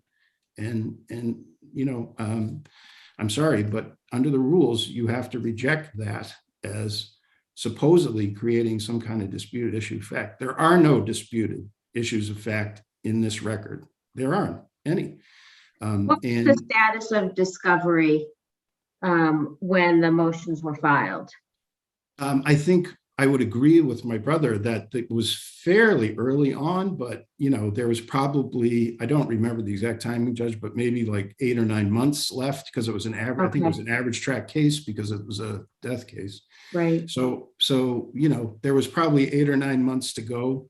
But may I say, under Rule 56, of course, if you say, well, I have more stuff I need to do here, then you have to file an affidavit and you have to explain what it is that you hope to be able to do in terms of additional discovery. There was no such affidavit filed in this summary judgment record. So again, you can't come into the appeals court and say, oh, well, I want to make that argument now. You can't. You have to make it in the lower court first. You know, both the SJC and your court, of course, have continuously said, don't bring us arguments that start here. You got to start in the lower court. So I point that out because, and I mean, it seems like everyone's accepting these temperature facts or whatever. And I just want to be clear that there was no disputed issue of material fact on that. My client said he checked the temperatures met the requirements. Did he have an individual memory of checking, you know, faucet number 6? No, he didn't. But, you know, he explained in the affidavit that that's what he does every time he installs a new water heater. And of course he has to do that because you have to make sure that no one's going to, you know, be injured. So if they had a countervailing affidavit from the time that he, you know, didn't check this or something, okay, well, then we're off to the races. But that wasn't the case here. So again, I think this case is pretty simple, and really, to the extent that Columba is giving you pause at all, I would say that the facts in Columba are completely different than the facts here. This was 6 heaters, water heaters that were being replaced, but there was also an additional 7th water heater that was plumbed into the new laundry room. And again, that's another undisputed fact. There's some wild speculation in my brother's brief about, well, maybe it wasn't new, or it might have been new, or you could interpret the language, but the bottom line was there was no filing in the lower court saying that that fact was in dispute. So very different. And I think Columba, if we want to be really, you know, specific about it, may have been wrongly decided. So without any other questions, I don't have anything else unless there are any questions. I don't see any from the panel. Thank you very much. Very good arguments from both attorneys. The case is under advisement. Thank you both.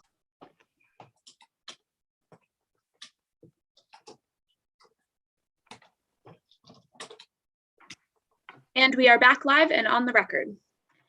Good afternoon now. Again, my name is Amy Blake. I am joined by Justice Sydney Hanlon and Justice Suk-Young Shin. This is our last case of the day. It is 2020 P0385, Cynthia Fitzgerald and another versus Courtland P. Harlow III and others. Counsel, I just remind you that the rules are the same as they are when we're in court, that being that each side is permitted 15 minutes. There is no rebuttal. We have read all your materials, so you should feel free to get right down to your case. I believe that the defendant is the appellant. So with that, I will turn it over to you, Mr. Hightower. Thank you, Your Honor. Attorney Hightower for the appellants, the Harlows of 24 Sunset Road. Judge, I did hear that the court is familiar with the record. It's quite an extensive record that I had to compile. It's a multi-day trial. and the courts were closed on that time period. So first of all, I do appreciate the multiple extensions that were required to get everything together. It's the first time I've had to do that for an appeal. But to jump right into the argument, Judge, what I contend by way of this case is that this is a case concerning an allegation of an easement by the Fitzgeralds against my client, the Harlows, regarding their littoral property. It's a coastal property of 24 Sunset Road in Kingston, Mass. That abuts. A little slower. Sure.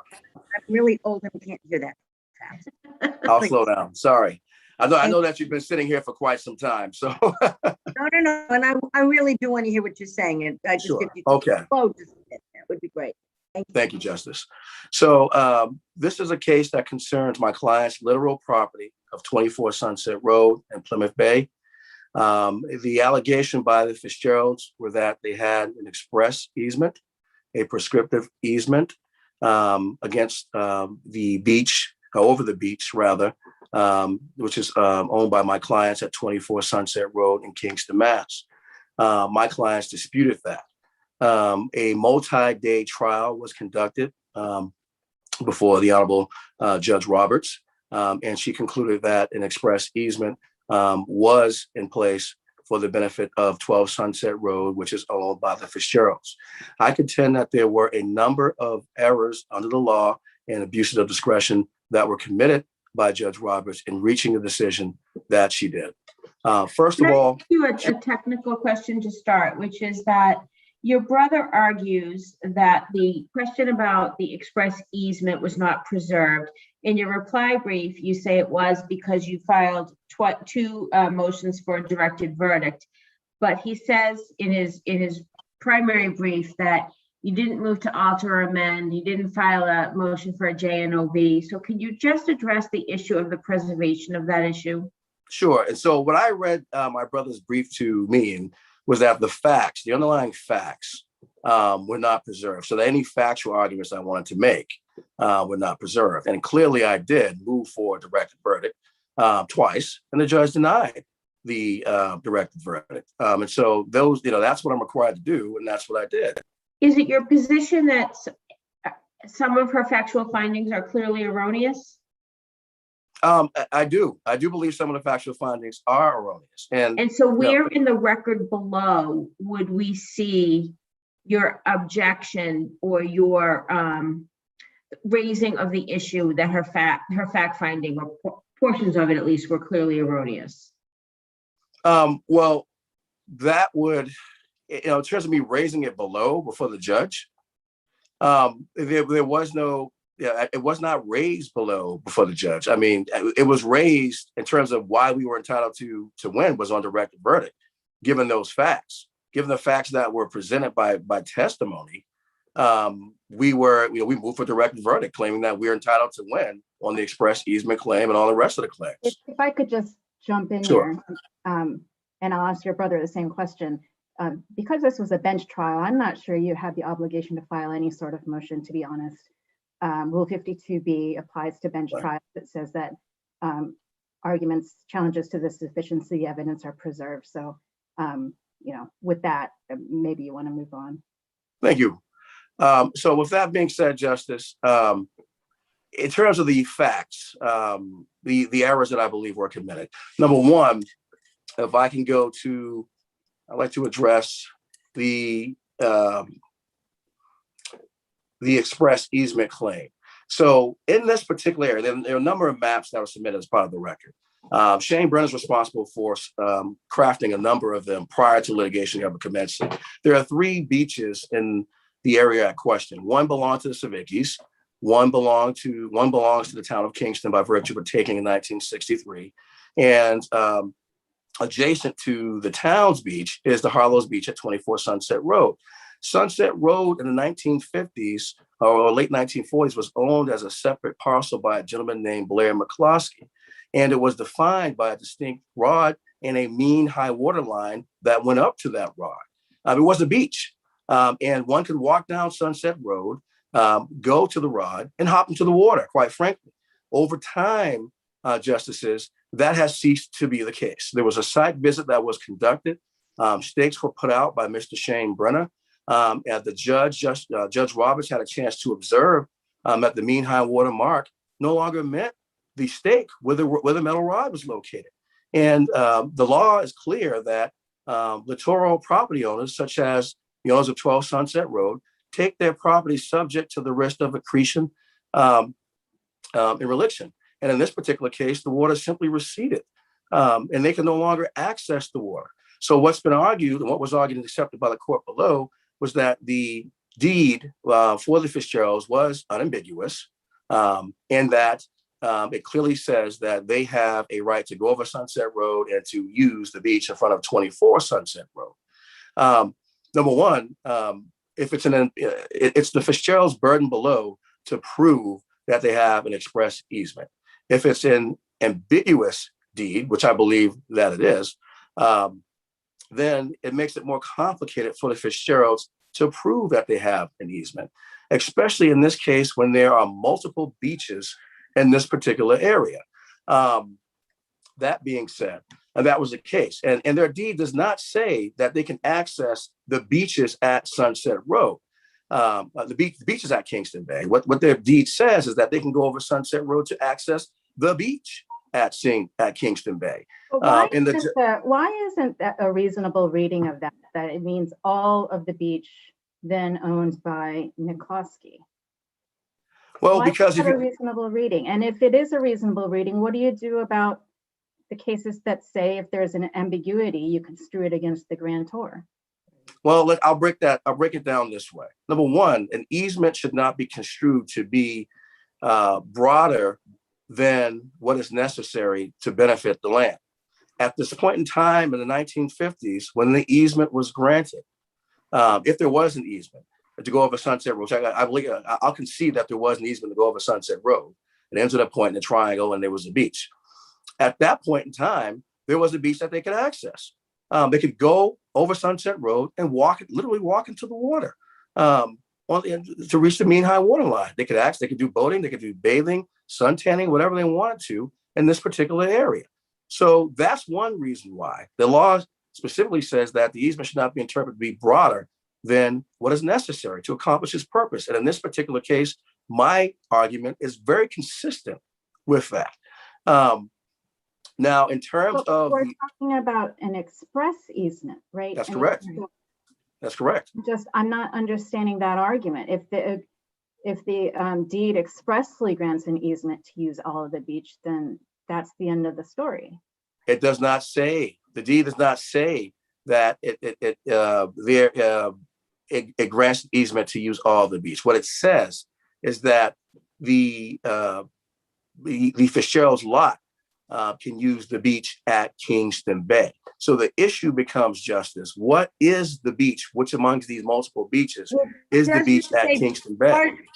It doesn't say part of the beach or one of the beach or the beach on the left side or the east side, or it says the beach. And isn't the fair interpretation of that the whole beach? No.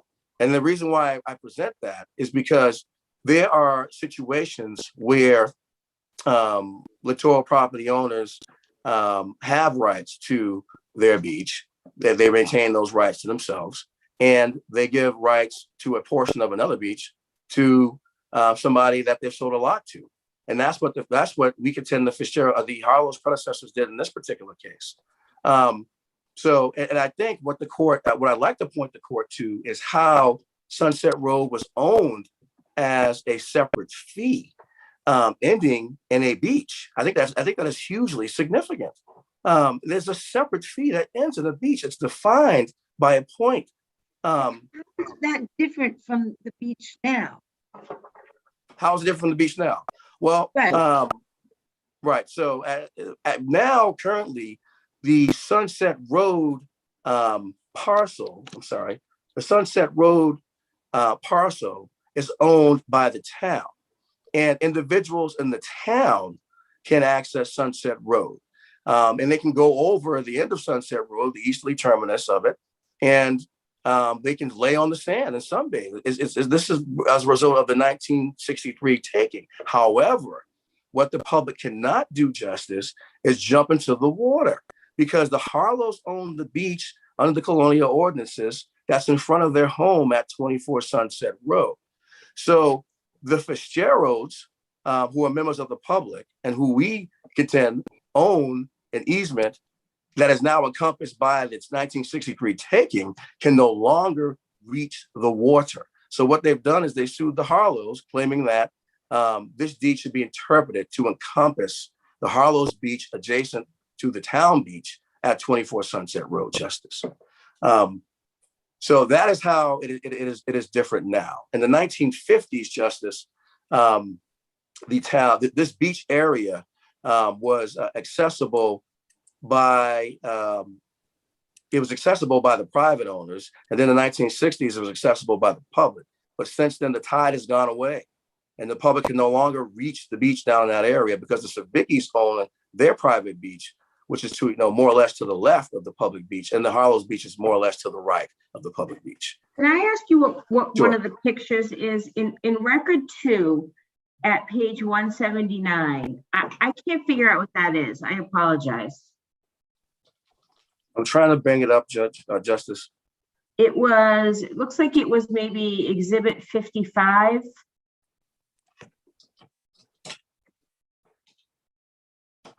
Oh, I can't. That's just incomprehensible. Okay, it's not just me.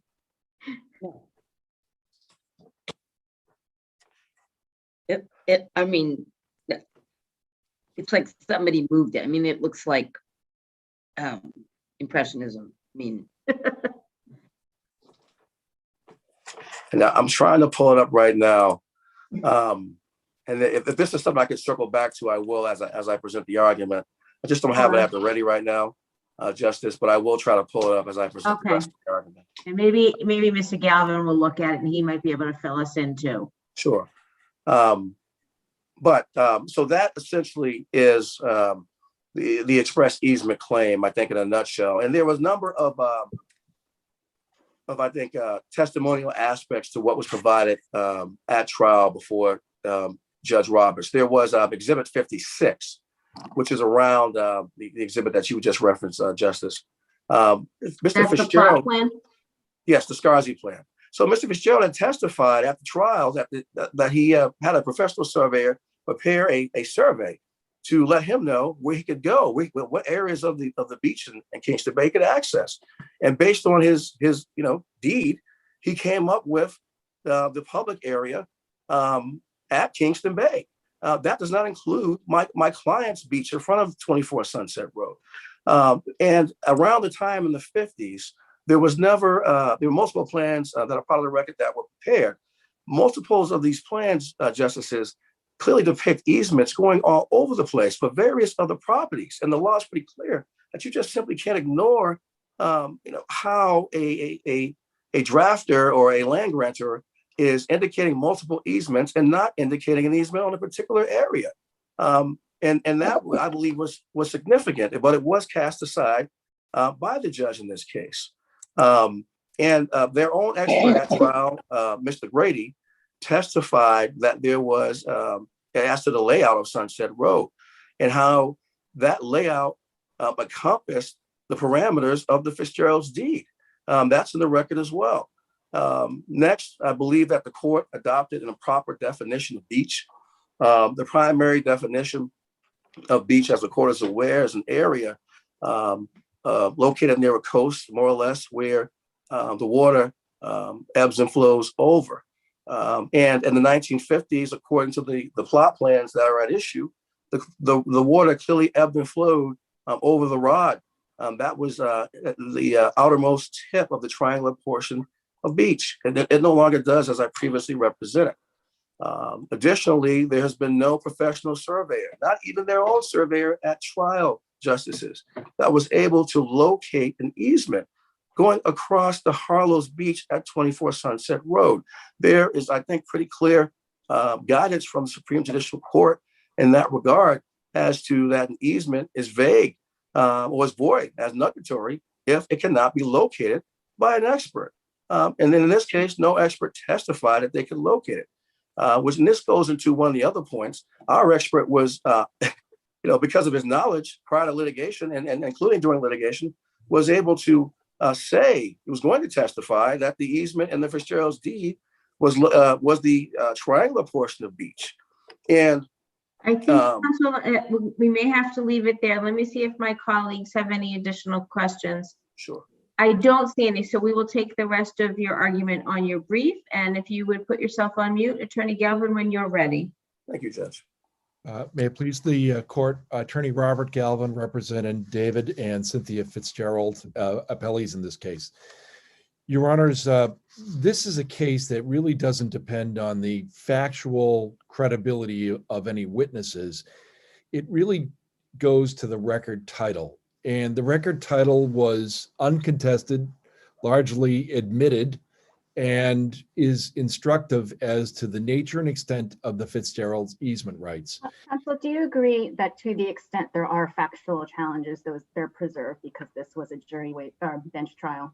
Your Honors, Your Honor, I think Mass Rules of Civil Procedure 52D does require or provide a mechanism for someone that's looking to challenge the sufficiency of the findings to bring a motion, and that was the reason why I raised it. That's in district court. Correct. Are we in district court? No. Oh, Sorry. okay. I'm sorry. So 52D applies to district court. So I'm looking at 52B. 52B. Courts other than the district court, when findings of fact are made in an action without a jury, the question of sufficiency may be raised whether or not raising the question is made a trial court objection or is made a motion to amend them. I agree with you, Your Honor. Okay. I agree with Thank you. you. Okay. And that's why I went right to the evidence in this case. I didn't want to spend a lot of time on it. But in any event, look, I put in the record title for the Fitzgeralds. It began in relevant part in 1951 with the common owner, McCloskey. McCloskey owned the entirety of the property. He subdivided it in October of 1951 into 4 parcels. At the time, he owned what has now become Sunset Road. My clients were parcel C, which is 12 Sunset Road. And in the operative deed from Mr. McCluskey to original grantee McGee, my client's premises were conveyed with the right in common with others entitled to use Sunset Road to Kingston Bay. And by the way, the layout of Sunset Road in 1951 actually ran to the high water mark and to use the beach at said Kingston Bay. There were 2 grants there, the right to use the road all the way to Kingston Bay and the right to use beach. So what the evidence at this trial was, that deed brought forward all the way to the present time. It's still recited in the Fitzgerald's deed. I put the record title in for the Harlows, which showed no release of those rights or any other impact on those rights. And then I put in all of the plans that are on record. And the plans are very instructive on the issue of beach because the 2 surveyors that testified were able to identify an upland beach area outside of the area where the tide comes in and out, which is the customary area, all the way back from 1951. And those plans had dimensions, they had scales, and both surveyors in the record were able to identify an upland beach area before a retaining wall, an upland area, and structures. So it was very clear to us, and we think that the land court decided it correctly, that there was an express easement that wasn't ambiguous. The attendant circumstances which the judge is allowed to consider not only indicate that this parcel of land received the right to use Sunset Road to Kingston Bay and the beach, but the deed for the abutting parcel, which was, I think, parcel D, which is now owned by Mrs. Harlow, had the exact same rights. And the only logical interpretation in light of that, and the fact that there are other properties with the benefit of these same rights, is that it encompassed not only the area within the layout of Sunset Road as it was specifically bounded, but also the beach.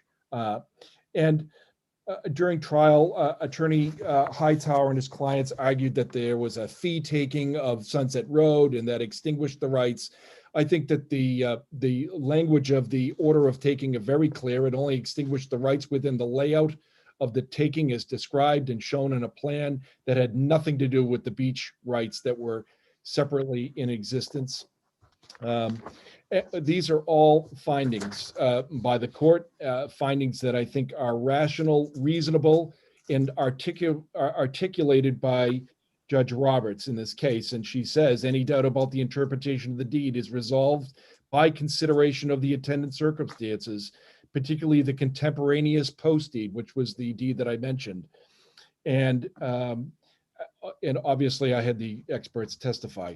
And in terms of the issue of whether a surveyor located the easement, I objected prior to trial in a motion in limine to Mr. Brenner attempting to testify as to a legal matter, whether there was an easement on the beach. And I think that that decision was correct. Mr. Brenner or any surveyor shouldn't be testifying as to a legal matter. He's not a title examiner, didn't have any of that background. That's all in evidence because we have a CV. Where is that decision? Is there a written decision or is it an oral ruling? My brother didn't include it. There's a written decision? There was a motion in limine, Right. and there was an opposition. And again, during the trial, Attorney Hightower and the Harlows again tried to offer that testimony from Mr. Brenner. And I'm sorry, I don't have the precise page. So there's no written ruling. It was ruled on from the bench. Okay. Actually, there was a ruling on it, Your Honor. I don't believe it's included in the record, but during the context of the trial, the judge addressed it again and refused to allow Mr. Brenner to testify. Okay, so I know it's in the record before you. So I think that was a perfectly appropriate thing. The argument that I spent a little time on was the release argument as a result of the proceedings in the district court and whether that amounted to a estoppel as set forth in the Cater-Bernardnik line of cases. And Judge Hanlon, you're on mute. Sorry, it's a asthma and I keep coughing. It's two separate district court complaints, right? One where there was a hearing before, if I've got this right, one where there was a hearing before a clerk magistrate and the parties agreed that she withdrew the complaint in return for Mr. Fitzgerald's agreement not to walk on the beach. And then there was was it a subsequent conviction for trespass? There was a prior conviction for trespass that the judge refused to take into evidence of a res judicata issue. Number one, and that's not in here. That isn't in here at all, in the record at all, right? Even marked for identification. It is not in the record at all. There's some discussion in the trial transcript about it, but there is no evidence in the record appendix concerning this matter. The district court proceedings themselves, which followed, we were very fortunate to have actual words, which was completely on the record. And the argument was that that was a release of the easement. And I argued to the land court, and the land court, I think, concluded, as I had suggested, that there was a colloquy in which there was an allegation of a trespass. We dispute whether that trespass was on the beach or on the upland area. My client testified that it was on the upland area. The Harlows maintained it was on the beach. But in any event, the colloquy was Mr. Mackin, who's now deceased, their original lawyer said that Mr. Fitzgerald had no easement. And when Mr. Angley, who represented Mr. Fitzgerald, asked Mr. Fitzgerald, he answered he didn't know whether he had an easement or not. It could not possibly be argued that that was an intentional relinquishment of a right when someone doesn't even know the answer to the question. And in fact, it's a false statement that the Fitzgeralds did not have an easement. And I don't know what Mr. Mackin was thinking about, but it is true that there is no easement held by the Fitzgeralds over the upland portion of the Fitzgeralds, where we say the alleged trespass was alleged to have occurred. But it is very much true that the Fitzgeralds have an easement over the beach area. And in fact, my client and his wife and children have continued to use that all the way along, and there have been no further proceedings contesting that. And Mrs. Fitzgerald was not a party in that trespass action, is that correct? That is correct. The argument by the Harlows was that she was a party, but the transcript is very evident that only Mr. Fitzgerald was a party to that case. Attorney Angley indicated that he represented only Mr. Fitzgerald, and the Fitzgeralds testified that Mrs. Fitzgerald wasn't present. So there was conflicting testimony, but the court resolved it in our favor based on the actual transcript, and said on this record, she was not a party. So I think that's very clear. The other issue was there was an argument about res judicata, but there's no evidence in the record as to what the original conviction was about. And I would argue, to the extent that there is any inference, that again, there was never an allegation that Mrs. Fitzgerald was a party to the original criminal proceeding. And as the land court suggested in the sidebar discussion, which is in the record, it's pretty clear that the district court wasn't considering whether there was an easement on the beach, because if it were, it would be looking at the documents that you're looking at, and she rejected that argument. So, Your Honors, I don't need to belabor it any more. I think the record evidence is clear that there was not only an easement to use Sunset Road to Kingston Bay, but also an easement to use the beach. And I think it's a very logical interpretation that there was both a area where the tide flowed in and out and an upland beach area. And that was evident in 60 years worth of plans that both engineers were able to identify. And they were both engineers were able to look at a 1951 plan and agree that there was an upland beach area there. So in light of all of those circumstances, I'm asking the court to affirm the land court's decision and deny this appeal. Mr. Galvin, do you know what is depicted at record 2, page 179? I do, Your Honors. That is unfortunately the best copy of a photograph that we had. It was an aerial photograph showing the formerly existing home on 24 Sunset Road. And when it's very tough to decipher, and I think all of the attorneys at trial acknowledged that, and so did Judge Roberts. We just didn't, that was the best that we had.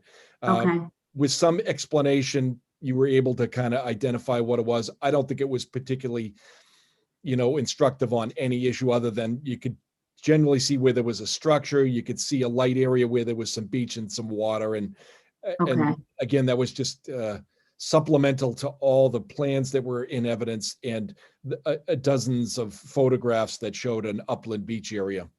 Understood. Okay.